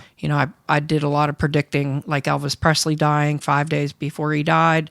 I was kissing every album, crying over them. My dad's like, what are you doing? I told him. He's like, yeah, right. I said, Dad, we got to go to Tennessee. We got to go save him. I'm 9. Let's go down there. We got to go to Graceland. I want to save Elvis. My dad's like, yeah, I'm just going to hop in the car with you, run down to Graceland, ring the doorbell. Hey, Elvis, my daughter's psychic. She needs to save your life. He made a joke of it, know, and I'm like, Dad, please, and he's like, I'm telling you right now. And I had every album wrapped around me in a circle. I was in the middle and I was listening to one of those record players that, look like would a open suitcase. Up. Yeah, it would open up. and it was gold. And I remember not snagging your finger on it and go, it made out of that material, weird material on it. And I played every album of Elvis for 5 days and cried and kissed every album cover. And my dad said, if you ruin any of mine, I'm going to beat your butt, and he was like so mad at me for that. Yeah. And I said, Dad, don't take them away from me. I said, I need to say goodbye to Elvis. And I said, and it ended up happening. yeah. And he was like, how do you think he's going to die? I said, pills. He's going to take pills. I didn't know what kind of pills. I just said pills. And so that's how it went. And when it happened, my dad called me down the steps. He was so mad. And I was like, oh my God, I'm in trouble. Because I put all the albums back. Yeah. And that the night before he was found dead. Oh, really? And I was like I put them all back in alphabetical order. I put them all in their case. And I thought, my dad, probably saw something wrong. I did something wrong to one of them and I'm in trouble. Yeah. So I, creep down the steps because my dad, he'd beat your ass. No ifs, ands, or buts about it. Yeah. Am I allowed to swear? I keep swearing. Yeah, you're fine. I'm trying to is this not a swear. G or PG? No, it's explicit. I swear way too much on here. I'm trying to be more conscious of it.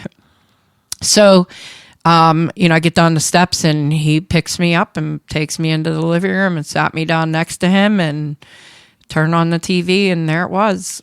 Elvis Presley's dead. And I just was like, I told you, Dad. And I cried and I said, we could have saved his life. Now, how could you have saved him? I don't know. That was just in my head at 9. You know, I'm a 9-year-old who thinks I'm going to save the world. Yeah. So. Now, but now, do you have that same feeling? Like if you got to people in time, you would be able to save them? I always say it all the time. Yeah. Please listen to me. I can save your life. I beg you. I've seen breast cancer in people that they had mammograms and they never saw it. And I said, go get an MRI. I'm telling you, they're going to find your cancer. Yeah. And literally have found their cancer. I have testimonies from that. I have people from many years of saying I've seen cancer in people and I've saved their life. I have seen illnesses. I have seen surgeries. I've seen things that I know I can save your life. I have seen car accidents. Some don't listen to me and they end up dying and it breaks my heart. I have, there was a girl at a bar that I seen. I read her. She was a bartender and I looked at her and I said, oh God, I need to see you privately. And she said, what? Tell me now. And I was like, yeah, you don't have a long life. In fact, not even another year. I said, you're going to die and it's going to be an aggressive cancer. I keep seeing a pig. Like they're going to try and give you an organ from a pig. And I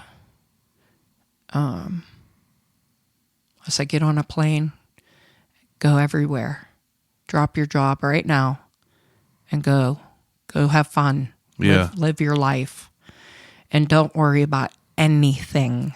Just go. You have 1 year. It happened. 1 year. She had some kind of strange liver cancer. They put a pig liver in her. And she died. And everybody at that bar made sure I knew that everything I said about her was on point. She was a very young girl, beautiful, so pretty, and broke my heart. It broke my heart. And the funny part about it is, like she said, I know this is going to sound crazy, but ever since I was little, I knew I wasn't going to live past a certain age. And I knew I was going to be really young when I died. And, she did. She ended up living her life for a year and having fun. And had a benefit for her. It was a big thing, and I think those are the times that it breaks my heart that I can't save you. Yeah, that's what I was curious about. I mean, like you see all this. I mean, I'm sure you see some good, but I'm also sure you see a lot of bad too. So like, how do you keep that from And it's hard for me when I'm missing children cases are the hardest for me because I've been told by detectives, FBI, police officers that I'm not permitted to tell the family that the child is dead. I'm not allowed to say any of that. I have to kind of like beat around the bush. Do people contact you to try to say, and help me it's so find my hard to kid. sit in front of you and go, I want to say it. It's there. I'm not permitted to because it's unethical. Yeah, that makes You know, sense. and if a psychic does that to a family, then, good for them that they, can do that. But I wasn't told that wasn't something I'm allowed to do. So, and I was told that at a younger age. Yeah. Not only by detectives and police and law enforcement, but by another psychic that's unethical and you shouldn't do that. And so, when I'm on missing kids cases, I think that's one of the hardest things for me is not to say, hey, just hate to tell you, but they're already gone. They don't need that emotion right now. They need that. And I get it because the police need them more focused. Yeah. They need them to be calm. They need them to be level headed. And, so I kind of get why the police don't want you to do that. So That makes sense. but man, it just beats me up inside because I'm like, how am I talking to them if they're not dead? Come on now. That's a good. I get what you're saying now. I'm talking to them. They're obviously gone. Yeah. So that is the one thing that breaks my heart because I really want to be able to say, you do know they're already gone, and that's why I'm talking to them. But I can't. I'm not permitted to say it. Yeah. Now, do you get more of a? Do you get like a more clear reading if you're in person rather? Nope. It doesn't matter where you are. Like I can do phone readings. Yeah, I'm I think you did a phone reading for my my buddy's wife, and she said that you sent her a picture of her hands, and then I think she sent you a picture of her daughter's hands. Yeah. And it was she said, I mean, like I just seen them the other day, and I told them that I was going to talk to you, and they were both excited to hear about it because they were just kind of blown away by it. And it's interesting to hear how someone comes to be the way you are. Did I make her daughter bracelets? I don't know. Okay, because I think I was. If that's the right person, I don't know because I'm trying to remember.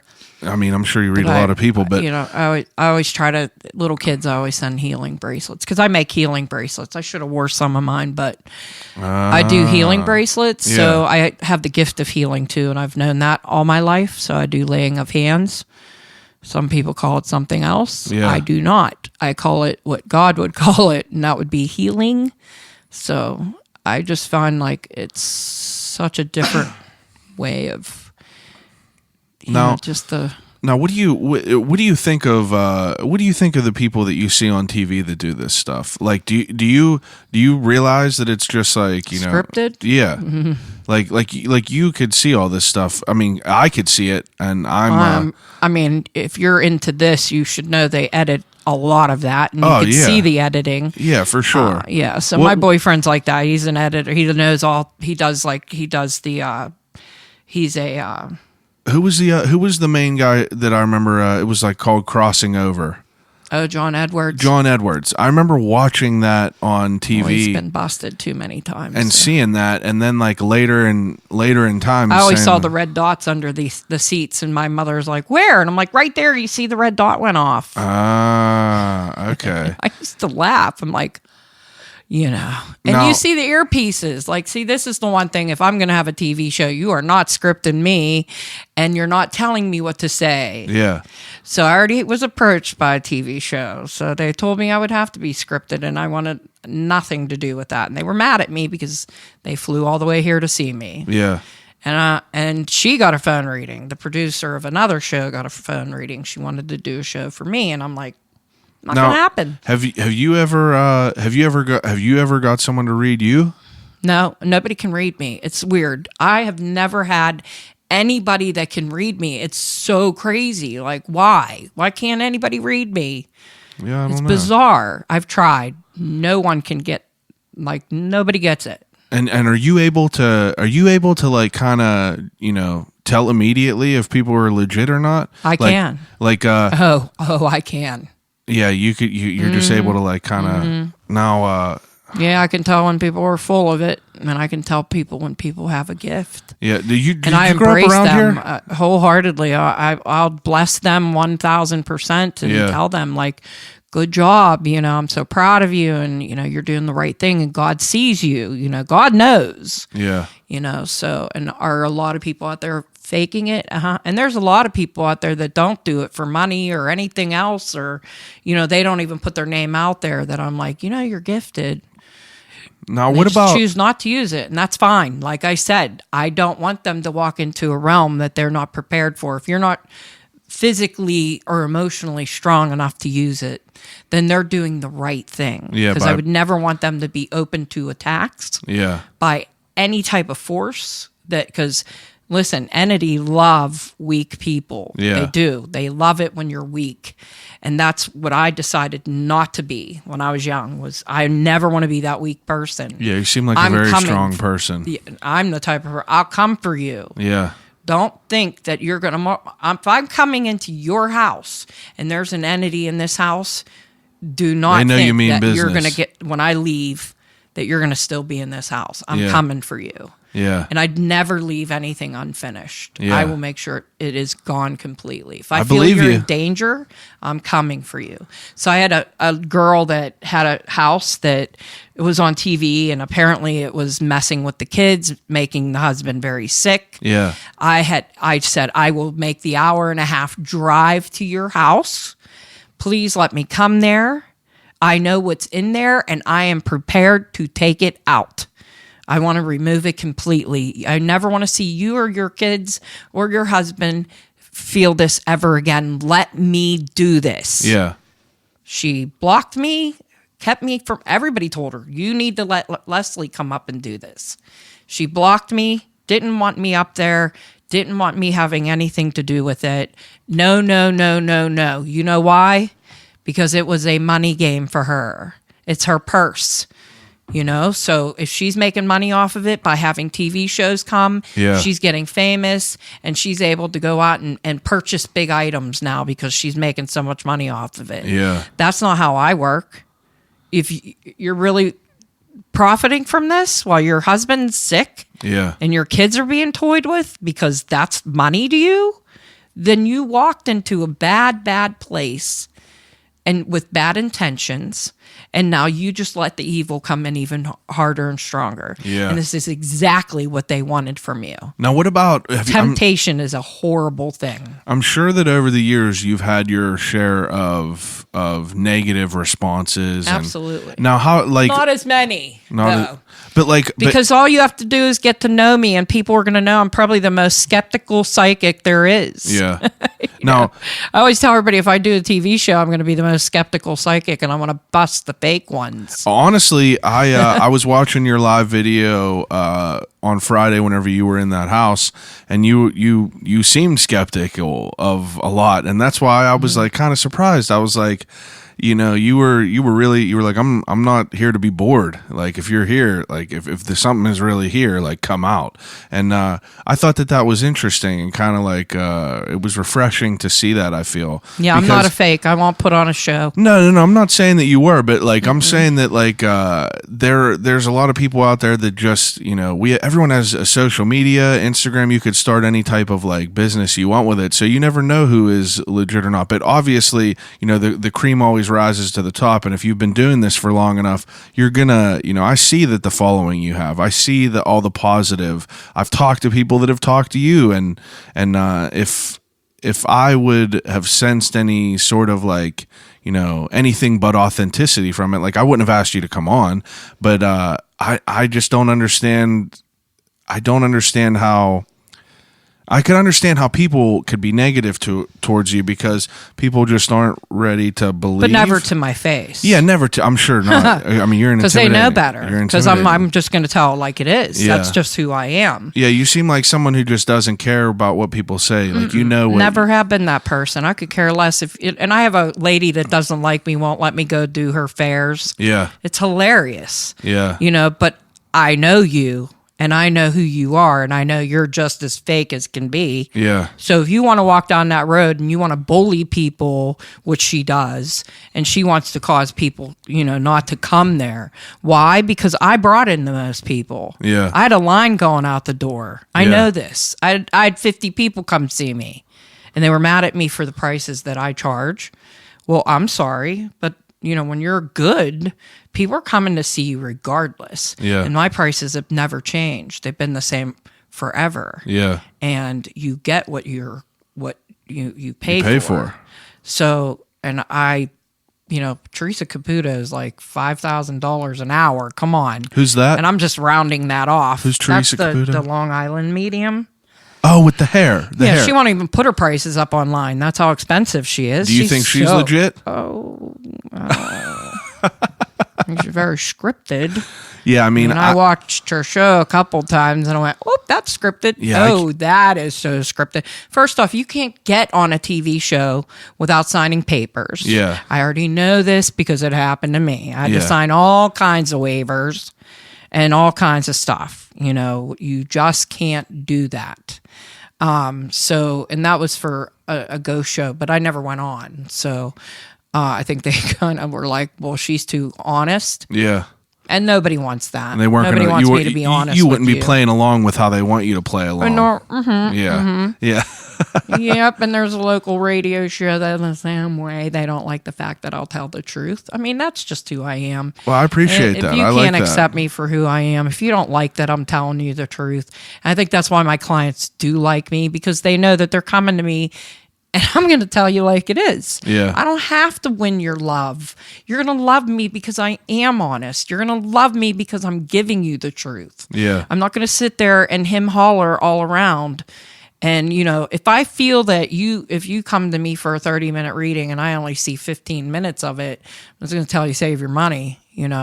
You don't need a 30-minute. Let's just do 15. Yeah. If I feel you need an hour, I'm going to tell you need an hour. If I feel like you need a week, I'm going to tell you need a week. Yeah. You know what I mean? Some people just have a harder time mourning. And there are some people that should come to see me and just wait. And I'm like, why are you doing that? Are you ever wrong? I'm off. Off? Yeah, and I'm never going to tell anybody that I'm 100% right. Yeah. Because only God could be that way. I can understand that. Am I dead on? Spot on? Many, many, many, many, many, many, many times. Yeah. And it's a very rare thing that I'm even wrong. Or maybe off by a margin. Now, what about the skeptical? What about the skeptical time-wise, people? I might be off, like saying, something's going to happen. You might have it sooner than what I see it. Yeah. So, but I always say within that time. Now, I talk to people that listen to the podcast, like they'll message me and they'll say like, oh, I love the episodes, and they'll ask me who's coming on next, and I explain who it was, and I got numerous questions of, if you could see the future and everything like that, why aren't you doing lottery numbers and because things like that's not that? what God gave me. I get it, and that's exactly what I was saying. I was like, I feel like, but I've given people lottery numbers to help save their asses many times. Well, I've seen people win in Las Vegas. I predicted some lady going to Vegas. She didn't even know that her sisters were preparing to take her to Vegas. Oh, really? And I read her and I said, "Oh, you're going to Vegas?" She said, "No, I'm not." I said, "Yeah, you are, and you're going to win $10,000." Jeez. And guess what? The machine I've seen, the number on the machine it was, and everything. Her sisters came up and told me, "Mike, we didn't want her to know. You told her we're taking her." And I'm like, it was a surprise. And I'm like, whoops. That's why you don't know. And she did. She went to Vegas and won $10,000, redid her whole kitchen and everything. Yeah. No, I don't get profit. Nobody ever comes to me for my little fair share. Now, what about... Only one time that's happened. Somebody did hit on a lottery number that I gave them, and they brought me $150. That's nice which of was them. just in time for Christmas, and my kids had a somewhat decent Christmas. That's because nice holidays of 'em. are tough for psychics. Yeah. Yeah, because everyone's spending their money on gifts and everything. Yeah, so now, it's a tougher time for what us. What about as far as like, I'm sorry, like you could tell that I don't have like a notebook or anything of things to talk about. I usually, I bank everything. So as I prepare to talk to someone, I do any research I can in the form of like, I just think about like what I want to know and like what the questions that pop in my head. And again, very, very crude representations, but it's just things that I've seen that I know that are probably wrong. But like, what about as far as like people, like spirits, like entering you and communicating through you? Is that anything like? Yeah, they do. Some of them try to get in me, and I have a line that's drawn. I tell them that all the time. Yeah. There's a line. you are not permitted to come that far over here to me.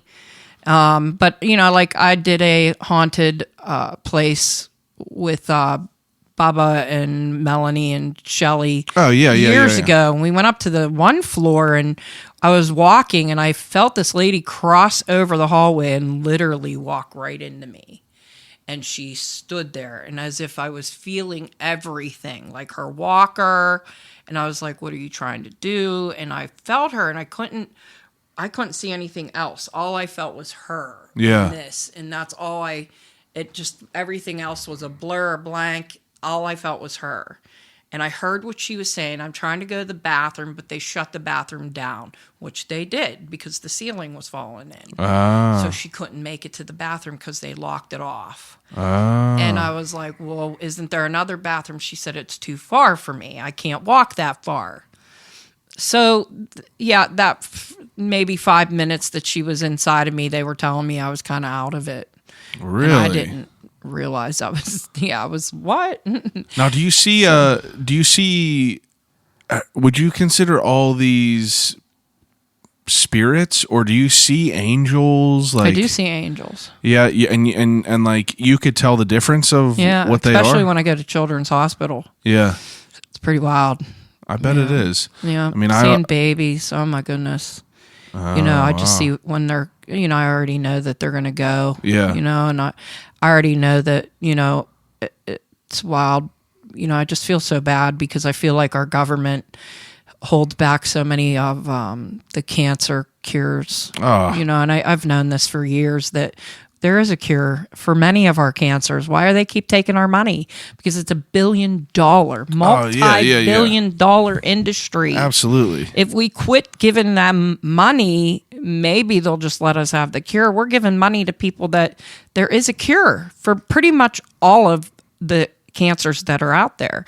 I know this. I've known this for 18 years. Yeah. That we've already developed cures for every single cancer there is, but because of the money-making schematic thing that blows me out of the water, that we're not getting the help that we need. Yeah, the government's a very it's awful, very, very weird it's thing. Awful. It's so devastating to see so many babies and children, and the abortion thing too.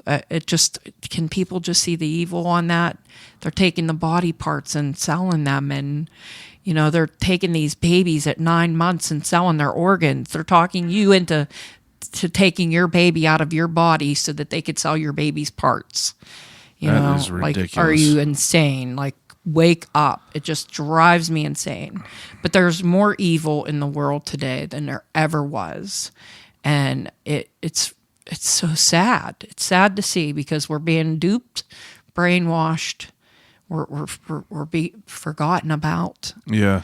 Put them in a hospital and let them die. Yeah. And we'll rake up the money that while they're in this hospital, while they're dying of a deadly disease that we can cure, we're going to make sure your hospital bill goes into a massive amount of debt. All the time. That you will add that for the rest of your life. It is a shame. And somebody needs to stir the pot and come in here. It is a shame. I mean, we already have that. I feel like we've got somebody stirring the pot and people aren't liking it because the truth is gone.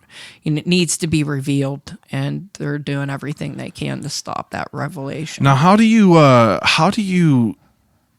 take a break from all this? What do you do? I meditate. I stay in my house. What do you like to do besides? Do you? Oh yeah, crafter. Yeah, I'm probably all glittered up. I made my daughter's getting married November 23rd, so I made her a beautiful mug that says bride on it. That's really great. One of those steel mugs that everybody's epoxying, and been watching a lot of YouTube tutorials. What do your kids think about this?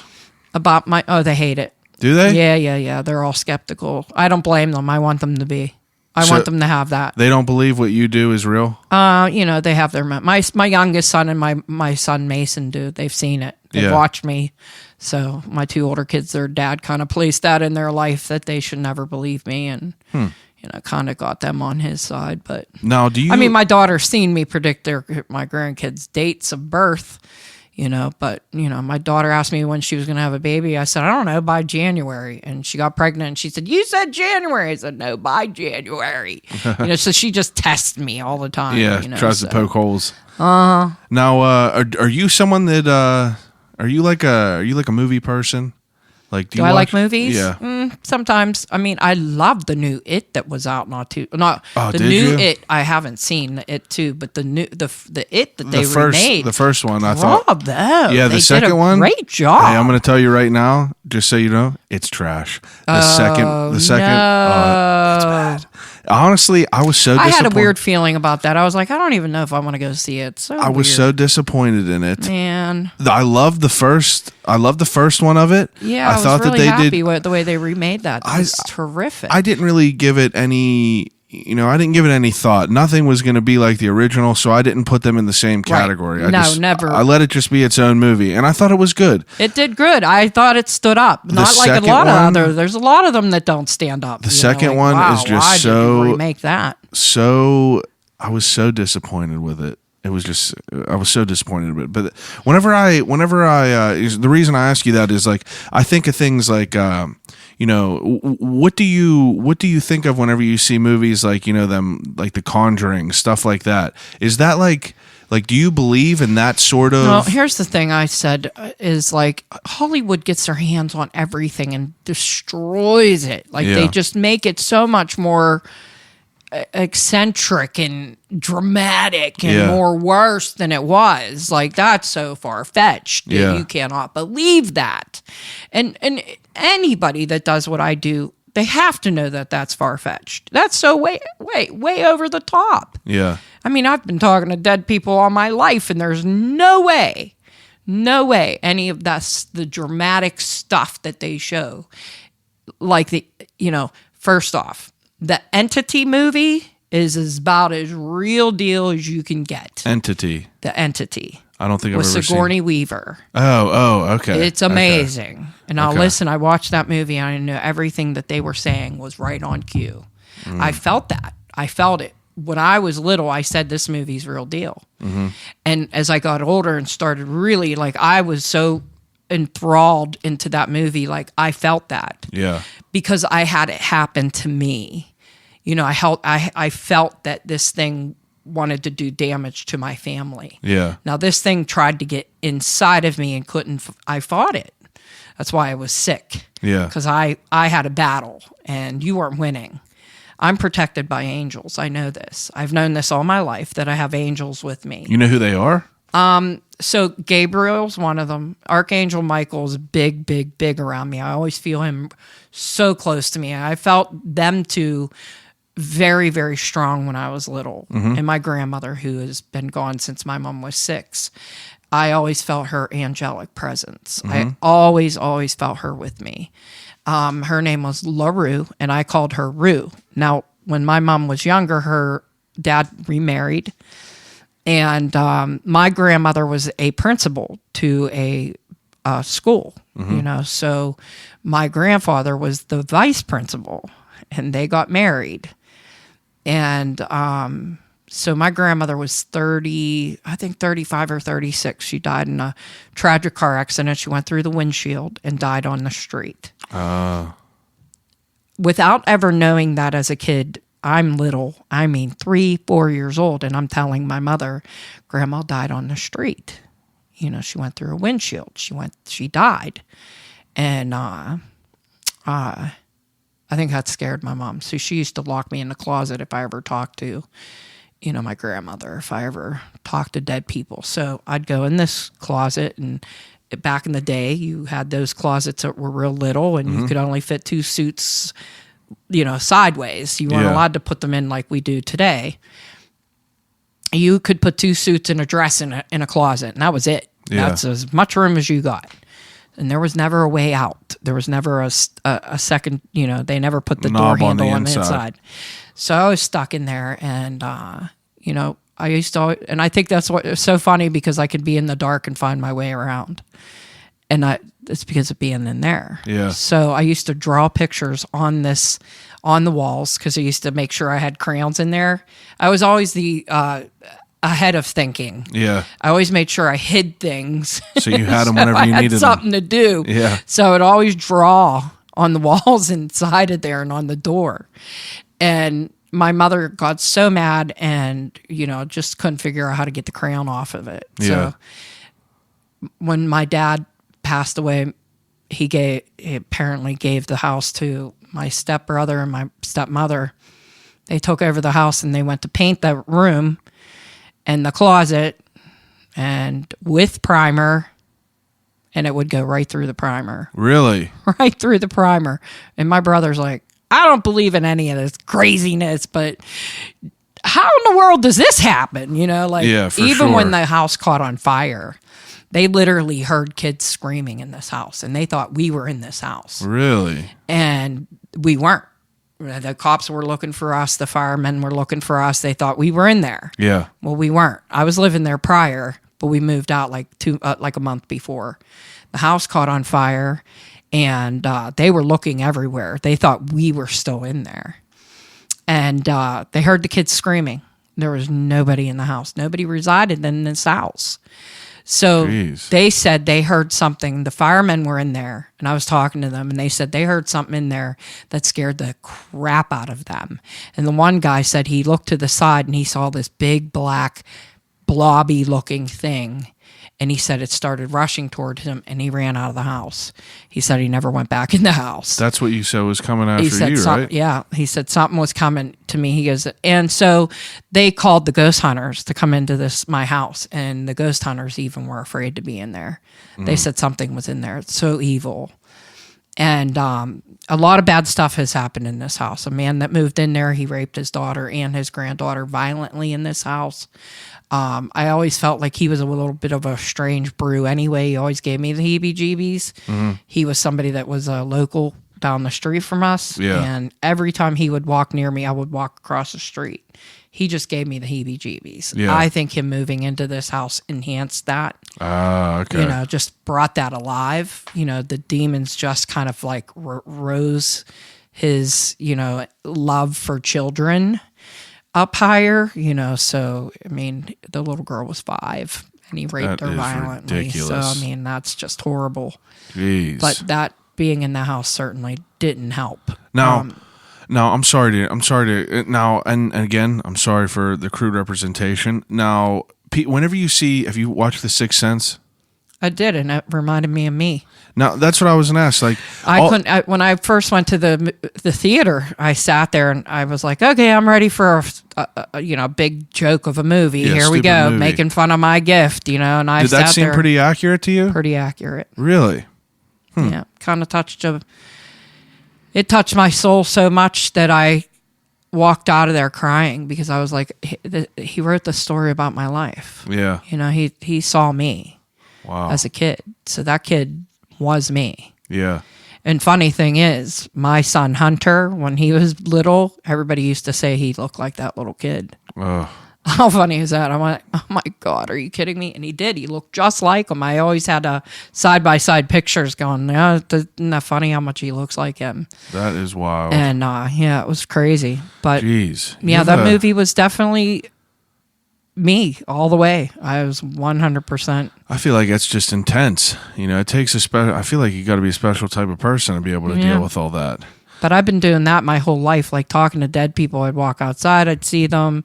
I see dead animals. I see, it's funny when I drive by, my son makes fun of me because when I drive by roadkill, I always pray for it to be lifted, their spirit be lifted into heaven. Yeah. And my son, and I get real emotional, like, why? Please, God, don't let me see this stuff. I hate it. I just don't want to see it. Anything dead. I love animals so much. Yeah. And we were driving and he saw a tire in the road and he goes, oh my God, it's a tire. Please, Lord, take the spirit of this tire. Like he was making fun of me. And I'm like, oh, you're such a goof. But I do that with anything that's passed. I always lift their spirit. If I'm around it, I'm going to lift your spirit. And that's why I always tell people, if you have somebody passing away, call me over. I'll help you out. And I want to see them also pass into a place where they're ready and prepared, and I do that for everybody that passes away. I'll sit there and talk to them and, make sure that they're ready to go and, help them along the way. So are you able to see like Not in any way, but other than prayer and, Yeah. and lifting. Are you able to see like your lifetime, like your My lifespan? own thing sometimes, sometimes scare I'm too you? busy helping everybody else that I don't look into my own life. And I Yeah. kind of want to, I wear a butt guard. I have learned that wasn't cellulite on my ass after all. It's the heel marks from me walking around kicking myself in my own ass all my life. Yeah, I do that a lot. It's kind of hard for me to do for myself. I mean, sometimes I get premonition, like I get a warning, something's going to happen. I do know, like I see it ahead of time, and I try not to see it because I don't want to know. Yeah. But I know. I mean, You have people that ask you for things, and then you tell them the answer, and they don't want to hear it. They don't want to hear it. Yeah. Mm-hmm. Yeah. And I love when people try to tell me what they want me to say. You didn't come here for fraud, I hope. Yeah. Like I have, and that's not often, but I do have people that want me to see it their way. Yeah. And I'm sorry, but I don't see it your way. So I'm going to tell you a different way. And if you want to listen to me, that's on you. If you want to go down the hard road and beat yourself up and, cost yourself a lot of money, then or whatever, you're going to go down the hard road, and you're going to see that you should have listened to me, and you would have been already through it, and you would have been fine. And just some silly. people don't want to do I tell that. people don't buy a certain car because you're going to be in a bad car accident. But it's something I really love and I want. No, I told you not to buy it, and you went and did it anyway. And now look, you destroyed a car that you should have never bought. Those kind of things. That's just an example, so. Jeez. Yeah. That's pretty intense. Yeah. So, I mean, I've had people that come to me and want to have a baby. They want to have a baby. What's wrong? What do you see? And if I don't see a baby, I don't see a baby. Yeah. So you're going to have to adopt. And then I've seen people that, I see you adopting 2 kids, and then boom, all of a sudden you're going to get pregnant and have a baby. It just takes time. Yeah. Some people are so impatient that they want a baby now, and that's not going to work out for you so well. Relax and let God do his thing. God chooses for you, not you choose for yourself. I think we meddle way too much where we don't belong. I feel like we push the limits of what God really wants for us, and maybe we should be more aware of what God wants for us. I've never been married. Yeah. I don't think that's what God wanted for me. Yeah. And I'll say it a million times. I don't think I'll ever be married. I don't think that's ever been something I ever saw myself doing. Yeah. I wanted to be a mom. I love kids. If I could have afforded to have a boatload of kids, I would have done it. Yeah. Because I just absolutely love kids. But money was tight. 4 kids I raised all by myself. I did that, and that was I couldn't tough. even imagine it. I loved it. I love my kids. Oh, I bet will you protect do. them. I bet you do, but I know it definitely I has to be a spoil my struggle. kids. My kids didn't get a lot of. They didn't get a lot of discipline, unfortunately, because I just sucked at that. So I just always saw what my mom did to me. I never wanted to do to my kids. And I that always makes used sense. to say, "I'll never do to you what you did to me." Yeah. I was tough on my kids. I was a hard ass on my kids. Don't get me wrong, because none of my kids do drugs. Which you would think that me growing up with 4, raising 4 kids, Yeah. and not with money, definitely hardship, you would have thought my kids went down the wrong road. Hell no, I would have kicked your ass, Yeah. every one of you, and I don't put up with that either. It's funny, my daughter tested my water so many times, so many friggin' times. She put every gray hair in my head. And thank God I only have one daughter, because I think I would have lost my mind if I would have had all girls. Pray for all of those people who have all girls, because that's trouble right down that road. I had a football coach who was one of the most intense men I've ever met in my life. Played for the Atlanta Falcons. Was just he was a nut. Had all girls. The entire family. I think he has 3 or 4 daughters. Well, he had all boys, so of course he had to balance that out with all Crazy. girls. Crazy. Right? It was he had all wild. his football players were all his sons. Wow, I feel like you have a very heavy life, But it's well, do you see my shoulders are always up because I got to carry? Yeah, you carry a lot. I'm sure you do. I couldn't even imagine it. But do you think I kind of did all right with going through how you came to be this way? I think you did a great job. Absolutely. Is Thank this you the for first letting me time- speak because I don't get a lot of people that let me talk at all. I mean, like I usually a talk lot of too the much. podcasts are like geared on like I got to go down their road, and they always end up having 100 other people there, and I'm like, let me talk. I only interview one person at a That's time. awesome. Because I'm more curious about how people come to be where they are in life. Yeah. My pitch is always, I talk to interesting people about what they do and how they got to that point in life. And that's basically what I want to do. And if you look at the guests that I've had on, I've had people, everyone from comedians to funeral directors to people that run a fifth generation maple syrup farm, Turner's Dairy. Oh yeah, I Turner's know. Tea. Yeah, I know people that work there. I actually do parties for people that work there. And they're always okay. so nice enough to give me a whole case of Turner's tea for my son. Yeah, it's interesting. I love hearing about people's lives and how everyone is so different. I mean, there's so many interesting people in the city, and I mean, just in our city. I mean, eventually, I like to expand this out to beyond Pittsburgh, but for now, this is. I feel like I'm doing an all right You're job doing finding good. Yeah, the good people. we just got to get your podcast a little bit more. Have you thought about putting it on iTunes and things like that? Oh, it's all on there. Oh, is it? Yeah, it's. I don't know because as you can see, I have a crazy hectic life, and I don't that's get to all right. really- I know that your Jagoff is on iTunes, so yeah, I mean, but I'm I- pretty much available I don't everywhere. even get to check them out anymore. So I'm just so available busy. anywhere. YouTube, Apple, Spotify. Are you movable? Oh yeah, I'm mobile. You can move. Yeah, I'm mobile. You should go with us on Friday. What is Friday? The haunted tour that we're doing of that house. Oh wow. Yeah, that would be cool. What That day? would probably bring a lot of people onto your podcast. I got to see. I'll have to see for sure. I'll definitely have to see. Yeah, for Friday sure. evening we're going to be there at 7. So we're going to go in there and we're going to check this place out. It's lots of activity. It's near 2 cemeteries. And it's John Chalkowski. You should have him on your podcast. He's really amazing. I'll look him up. He's the historian for Pittsburgh. He'll tell you everything that happened, like any place, anywhere. Okay. He knows everything and could probably get all the information on your house. Yeah. He just knows when it was built, how many people lived here, what was here before this, da-da-da. He researches. So I always take him with me on a lot of my ghost tours. So, when he's available. Sometimes I'll miss, but most of the time he's with me. Me and him are like a team. All right. So he's like my brother from another mother. I'll definitely check that out for sure. Yeah. Now, all right. It's very So interesting. I do an ending segment with all my guests. It's called Desert Island Questions.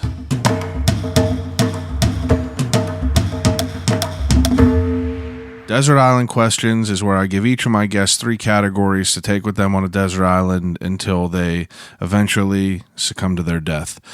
So the first category to take with you on a desert island is 3 things to watch. Now, whenever I say that, it could be, a movie, like a favorite movie. It could be a whole TV series. It could be, as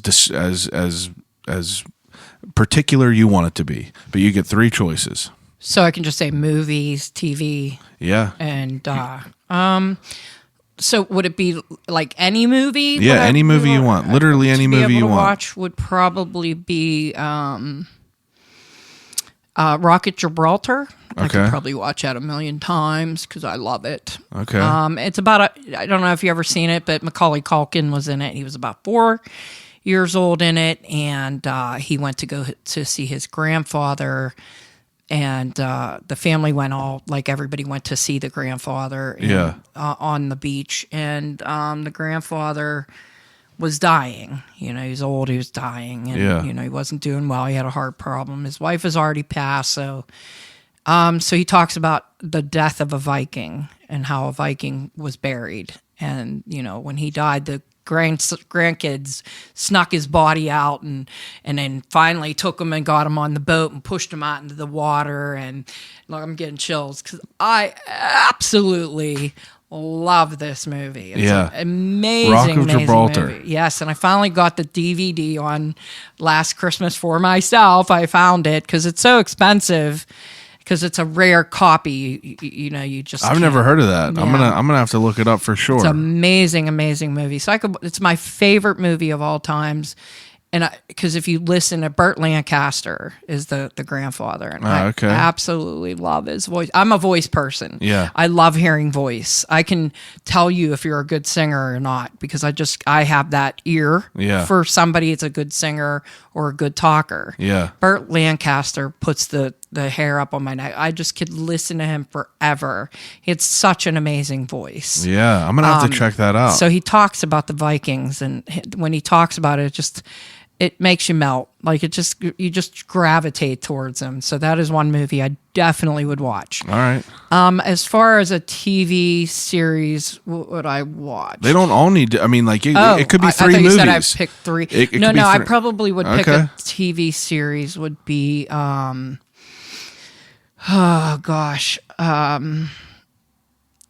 it would probably be,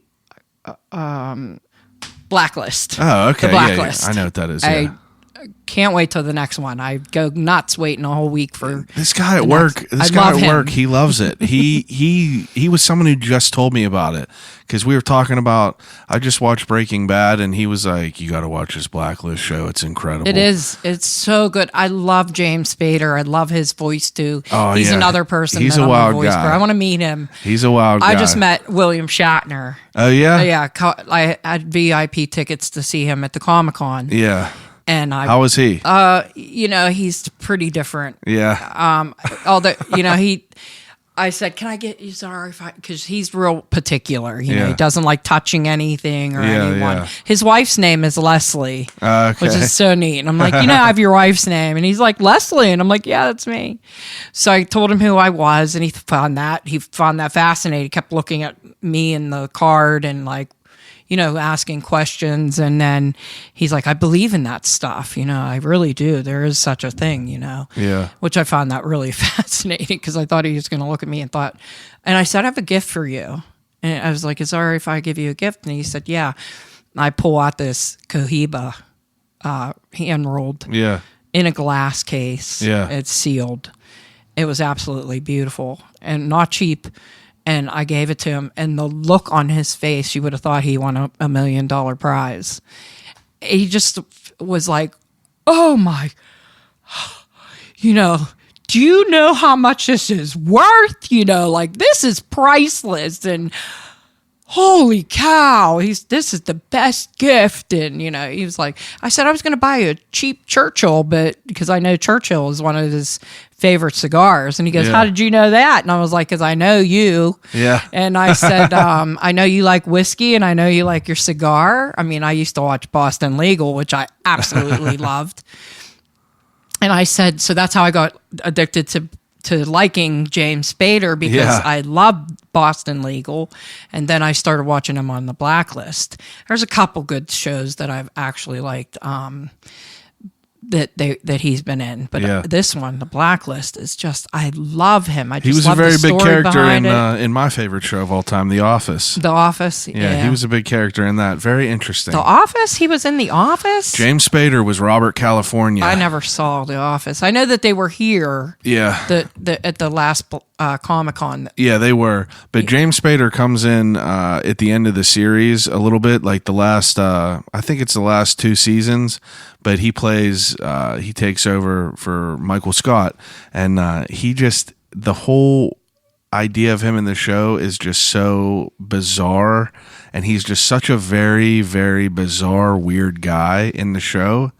But he was fantastic in it. He's a great character. He's a great actor. Yeah, he's really wild. They don't give him credit where credit is due. And I don't know why. I can't figure it out. Who knows? He just doesn't win anything, and he should. He should win all kinds of awards. He's so amazing. Yeah. Bravo to him. A lot of good I people out absolutely there. love him. I hope he's one of the people. I loved Robert Downey Jr. too. So that would probably be the other thing. I would watch all the Avenger movies because I absolutely love my son's got me hooked on all that. That makes sense. So They're good movies. And Thor, yum yum. They're good movies. They are good movies. Who plays Thor? Chris Hemsworth. Yeah. He See, I don't watch any of these. Can you marry me? I've only watched 2 of these. I've only watched the first. I and know the my son second made me Iron watch Man. every one of them, and order. Like if I was out of order, he was so mad at me. You can't watch that. I know they're great. I know I know? need to watch them. I Yeah. know they're great though. It Okay, is. so those are good choices. You said Rocket Gibraltar, Blacklist, and all the Avengers movies. Yeah, the Avengers definitely have movies that. has been the answer numerous times on Desert Island Questions. I do love the Avengers. I mean, my kids got me into that. So, all right. Do you read it all? You know, I have ADD. Yeah. And I always had that. And so, like, I'll read 3 pages and be like, what did I just read? Yeah. So And have to reading is go back very again. difficult for me. Okay. And I've never really been treated for ADD either. Yeah. I've never gone down that road. I just accepted it. Like, maybe it's part of my gift, you Yeah. know, like, but I will tell you that there are books that really resonate to me. It's almost like they were given to me as a gift, and this is what I need to read. So, like, anything by Dr. Brian L. Weiss. Okay. He talks about the afterlife. He talks about reincarnation. Mm-hmm. He is by far, he's the other. If I beg God please put him in my path. I need to meet this man. Yeah. I really resonate what he says, and I love him. He's just an amazing person. His writings are just, they touch my soul. I get it. You know what I mean? It's like something I understand. Okay. So yeah, that I've read his books and never got bored, never got lost. It was like I couldn't put them down. And if I fell asleep, I woke right back up just to read them and finish them. So there's a really good book called Many Lives, Many Masters, and I tell everybody to read it. You have to read it. If you don't get it, then your soul didn't understand it. Yeah. Then your soul wasn't ready for it. But pick it up in another 5 years and see if it resonates with you, because this is you're going to one day wake up, your spirit's going to wake up, your soul's going to wake up, and you're going to want to know things. Yeah. And you're going to start seeing why you needed It's called Many Gods, Many Masters. Many Lives. Many Lives, Many Masters. Yes, by Dr. Brian L. Weiss. And he Okay. is so amazing. I absolutely love him. And I hope that I get placed in his path, that I get to meet him one day. All right. Because I always knew who I was in a past life. I was Harry Houdini. Oh yeah. Me and my grandfather and my grandmother racked their brains and couldn't figure it out. My grandmother put me on the couch, said, well, I want you to watch this movie with me.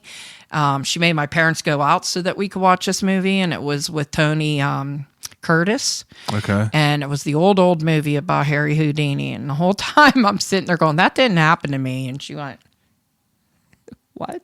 Really? And I'd say, oh, yeah, that's not how I died. And, you know, I ended up having stomach issues my whole life. I've always had stomach problems. And I said I probably carried that in from my past life, you know. So I was 4 Jeez. years old telling them my name was Eric and that I was real popular. Everybody loved me. Pittsburgh was one of my favorite places. And I never knew that until I started talking to John, and John said, oh yeah, Harry Houdini loved Pittsburgh. He loved to come here and Where perform. does Eric and Harry Houdini, was that Eric's his Harry Houdini's real name was Eric. Oh, okay. So yeah. I told everybody, I spoke a different language, and then I came here and I said I had beautiful Yeah, blue he did that. eyes. He did that incredible straitjacket escape right off of the news building down in Pittsburgh. Yeah, and now there's a magician in the city now who reenacted it. Yeah, I've seen that. That's 100 pretty neat. years to the second of when it happened. I've seen that. I can't remember his name. What was Lee do you- Trebosic. Yeah, Lee. I was going to say. I He's think its name fantastic. begins with a Lee. Yeah, He's or fantastic. L. I've had him on here. He's a very I like him. interesting He's guy. neat, yeah. Yeah, he did some wild Well, shit. and the funny right part in front about of my Harry eyes. Houdini is he didn't even believe in psychics. He tried testing the waters with them all the Oh, time yeah? to prove them, fraud. Yeah. How funny is that? Yeah, that's interesting. And It I is. said that. I was like, now let's take a look at this. And both he and I are both Aries. Like he's an Aries and so am I. Yeah. So a lot of the things he, when I started looking into him as I got older, because I was like, I know I was him. My grandmother showed me pictures and I said, that's me. Yeah. I'm 4 years old and telling her that was me in my last life. That's who I was. That is and, wild. that I didn't have kids, and even though we wanted them, I was just too busy, and I had a life, and I do feel that he was very loyal and faithful to his wife. He loved her very much, and I said he missed her, and just they got separated, their souls got separated in the afterlife, and he hasn't been able to find her. So I felt like maybe next life, my soul will come back as a male and find that. I've always been very not so feminine, but I am feminine. I mean, I like being a girl. I'm just saying. Yeah. I liked having kids, and so I didn't mind being feminine in this life and whatever. He was somewhat flamboyant. Yeah. He cared about how he looked. So he had that tendency to have the flamboyancy. And It's understandable. So that's one thing. And I think he liked how women dressed and stuff. So. Wow. But I've always been attracted to the 1940s. I don't know why. I just felt like, man, I just love that era so much. And I just always like the ends of the 1930s, early 40s. That's just something where I always felt That's what called to you. Yeah, just always was something so special to me about that era. All right. And I always felt like I should be back. But that is one book I would read, and would be Many Lives, Many Masters, Many Souls, Many Lives. I would read any of his books. His books are awesome. All right. Third category is 3 things to listen to. So you could pick CDs, you could pick, you can get as selective as you want. Adele. Adele? I love her. Yeah, she's very, very It's my fantastic. girl. I sing all voice. her songs. Yeah, it's very, very great. All right. I would listen to Adele. I would definitely listen to so I've met many moods, so I like heavy metal. Yeah. And so I like Ozzy and Metallica. That's all right. That kind of I can stuff. get down to some And then, Ozzy. yeah. I actually got to meet him. Oh, yeah. And I got to meet Metallica. I got to meet Ozzy. I got to meet a lot of people. I've met a lot of famous people and read a lot of famous people. That's awesome. But I do love Adele because I just love her voice. I like that Lauren Diago. I can't ever say her last name. She's a Christian singer. She reminds me of Adele. So I like that kind of music as well. I do love the Backstreet Boys. I don't know why. I was always in sync over the Backstreet Boys. like all them. day. I don't know why. Their new music really, really, it's funny. Do they make new music? Yeah, they have a new song called "No Place Like Home." Oh, I'm gonna have to my check it grandkids out. are on it. I'm gonna have to look it up for sure. It's kind of sounds kind of country-ish a little bit, which I hate country music. It's all blend now. I Country hate now country. is pop Hate it. music. I know, but I hate country music. Hate it. Yeah, I mean, Look, same with there's me. nothing like Johnny Cash. I saying, agree. I like the old stuff like that. Yeah, that's good. Patsy Cline, That's all Johnny good. Cash. I just Loretta can't get down with, Lynn. like, Now that's Sam country Hunt. music. This crap you're hearing There's, today like- is so Yeah, it's like pop poop. music. Yeah, That's all right though. Yeah, Those are 3 good choices. You got a good variety there. Yeah, I mean, I'm a music lover, so I could pick 1,000 choices I to know, tell it's you that I probably really hard to- love. The Greatest Showman on Earth. That musical was amazing. I absolutely love that. I love that movie. It was amazing All right. with Zac Efron and the Wolverine guy. Oh, Hugh Jackman. Yeah, Hugh Jackman. That movie was amazing. I could watch that a million times. Never get bored with it because I love the music from it. All right. So, yeah, I love music. I'm a music person. I wrote my own song. I have a Halloween song on YouTube. Oh, wow. Yeah, I'll have to send it to you so you can check it out. It's Yeah, pretty I cool. will. I wrote it in an hour. I'll check it out. Don recorded it. Probably needs a new recording because when I listen to it, I go, I could do that better, and I want to change. It's not what it was cool my you did, vision though. on it. I want to put a video to it. I have the idea of what I want. I had this idea and then I took it and ran with it. Like this little girl stuck in her house.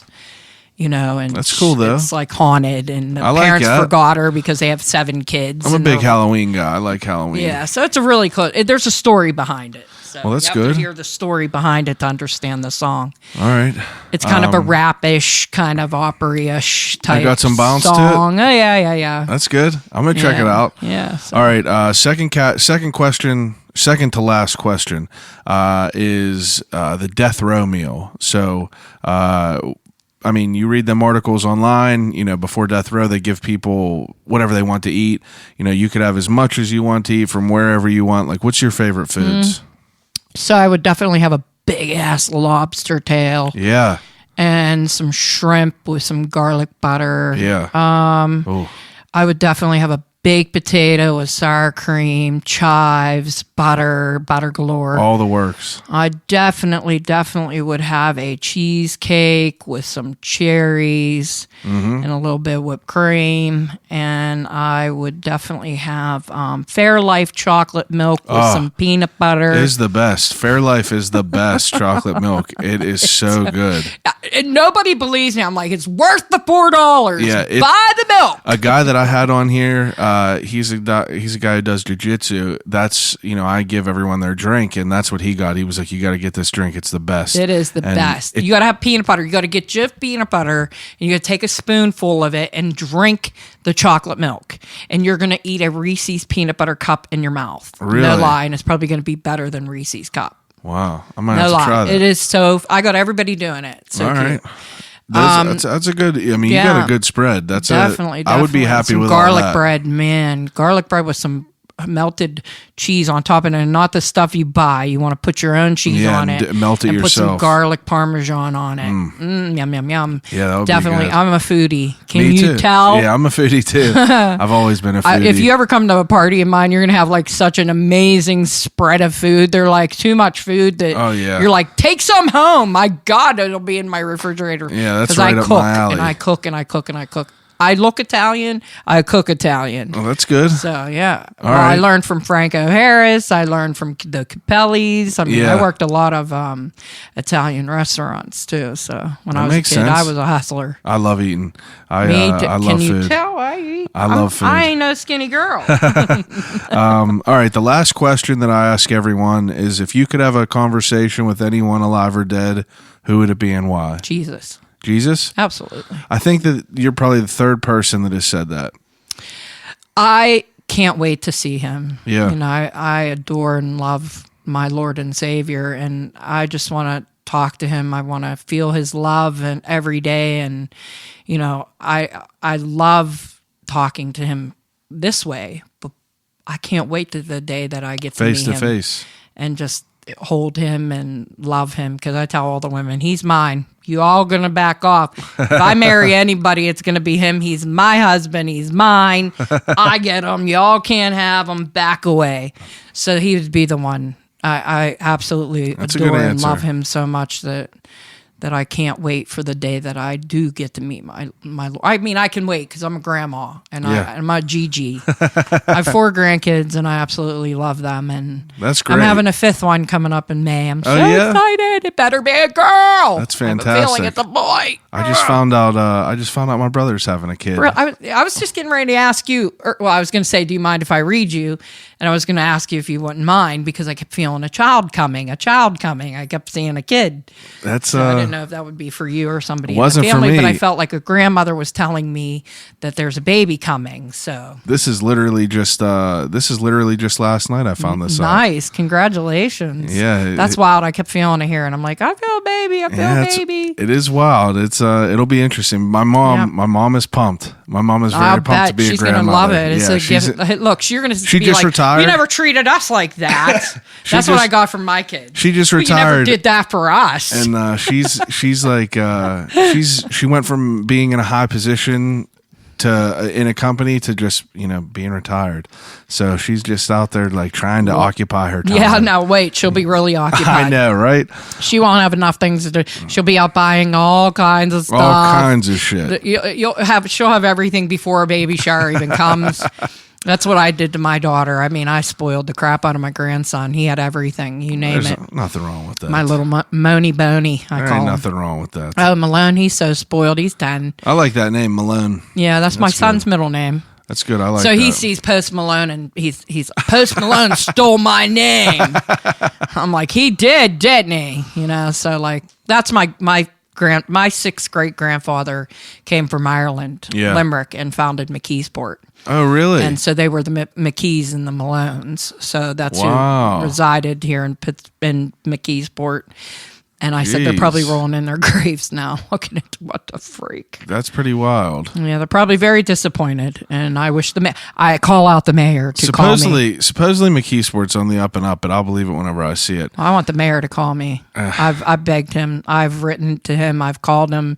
He's avoiding me at all costs. I'm like, I am the sixth great granddaughter of John and David McKee. I need a call. I want to change some. If I have to run for mayor, and then I guess I'm going to have to do that. Well, that's where I grew up from. That's where I'm from, is McKeesport. So interesting. A lot of the people that listen here probably they know him. Yeah, well, so maybe it'll call get me passed through. Because we need a meeting. I don't want my great grandfather's name going down the toilet in their town that they worked so hard for. Do you know they sold that land for $20 an acre? They were one of the first people to be ferry boat people from the Youghiogheny to the Monongahela. I mean, they really worked blood, sweat, and tears into this town, and for it to do this and to look the way it does, it just blows me away. Yeah. So I'm devastated by it, and some shit needs to change. Well, if the mayor listens, give her a call. Yeah, we need some big businesses to take over too, so some investors would be really nice. Well, I really appreciate you coming over and speaking with me. I really appreciate you inviting me. Yeah, I mean, you have a very, very interesting story, and I appreciate you taking the time and kind of explaining it to me. Yeah. Now take a second and promote anything. Throw your pages out and how people can contact you. So you can contact me through my page, The Steel City Medium. I do have an Instagram, but really haven't, we really don't get on that as much as we do. The Facebook page seems to be the one main place. I do have an email, thesteelcitymedium@yahoo.com. That does not work. Yeah, it does work. I tried to email you, and it says that it's on a disc. It says it cannot be reached. I meant to tell you that. Oh no, my website can't be reached. My Yahoo can. No, if I email it, That's weird. It threw it back. But did you put the Steel City Medium? Maybe not. Okay, I'll check it out. Some people just put Steel City Medium. And that's probably so it's why the you're Steel bounced City back. Medium right. at Yahoo. So it's the Steel City Medium at yahoo.com. I don't know why at the beginning, I think it was just because I think that sounded way better than Steel City Medium. Yeah. And part of me wants to drop the only just to make it a little bit simpler.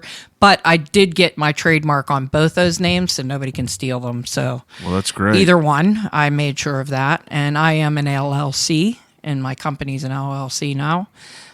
So I'm getting into the production of making some stickers, for people's cars,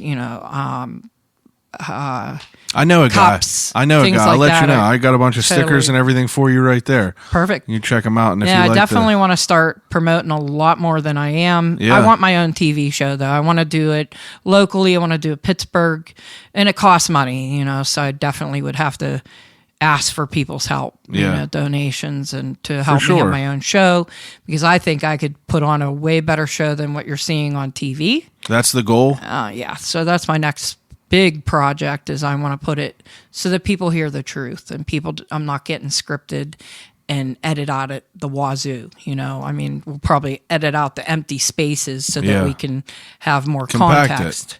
Right. And so that'd be the only editing that I would allow being done. I don't want people being duped or thinking that, there isn't any of that.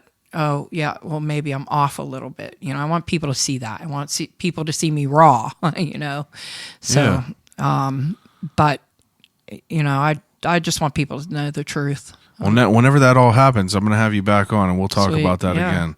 But I do appreciate it as usual. Everyone that's listening, I'll call you right back across the board. Got new merchandise out. Send me an email. Let me know what you like, what you dislike. Call me a piece of shit if you want. Just give me some feedback. Hit the subscribe button. It helps me out a lot. And thanks for listening. I'll call you right back.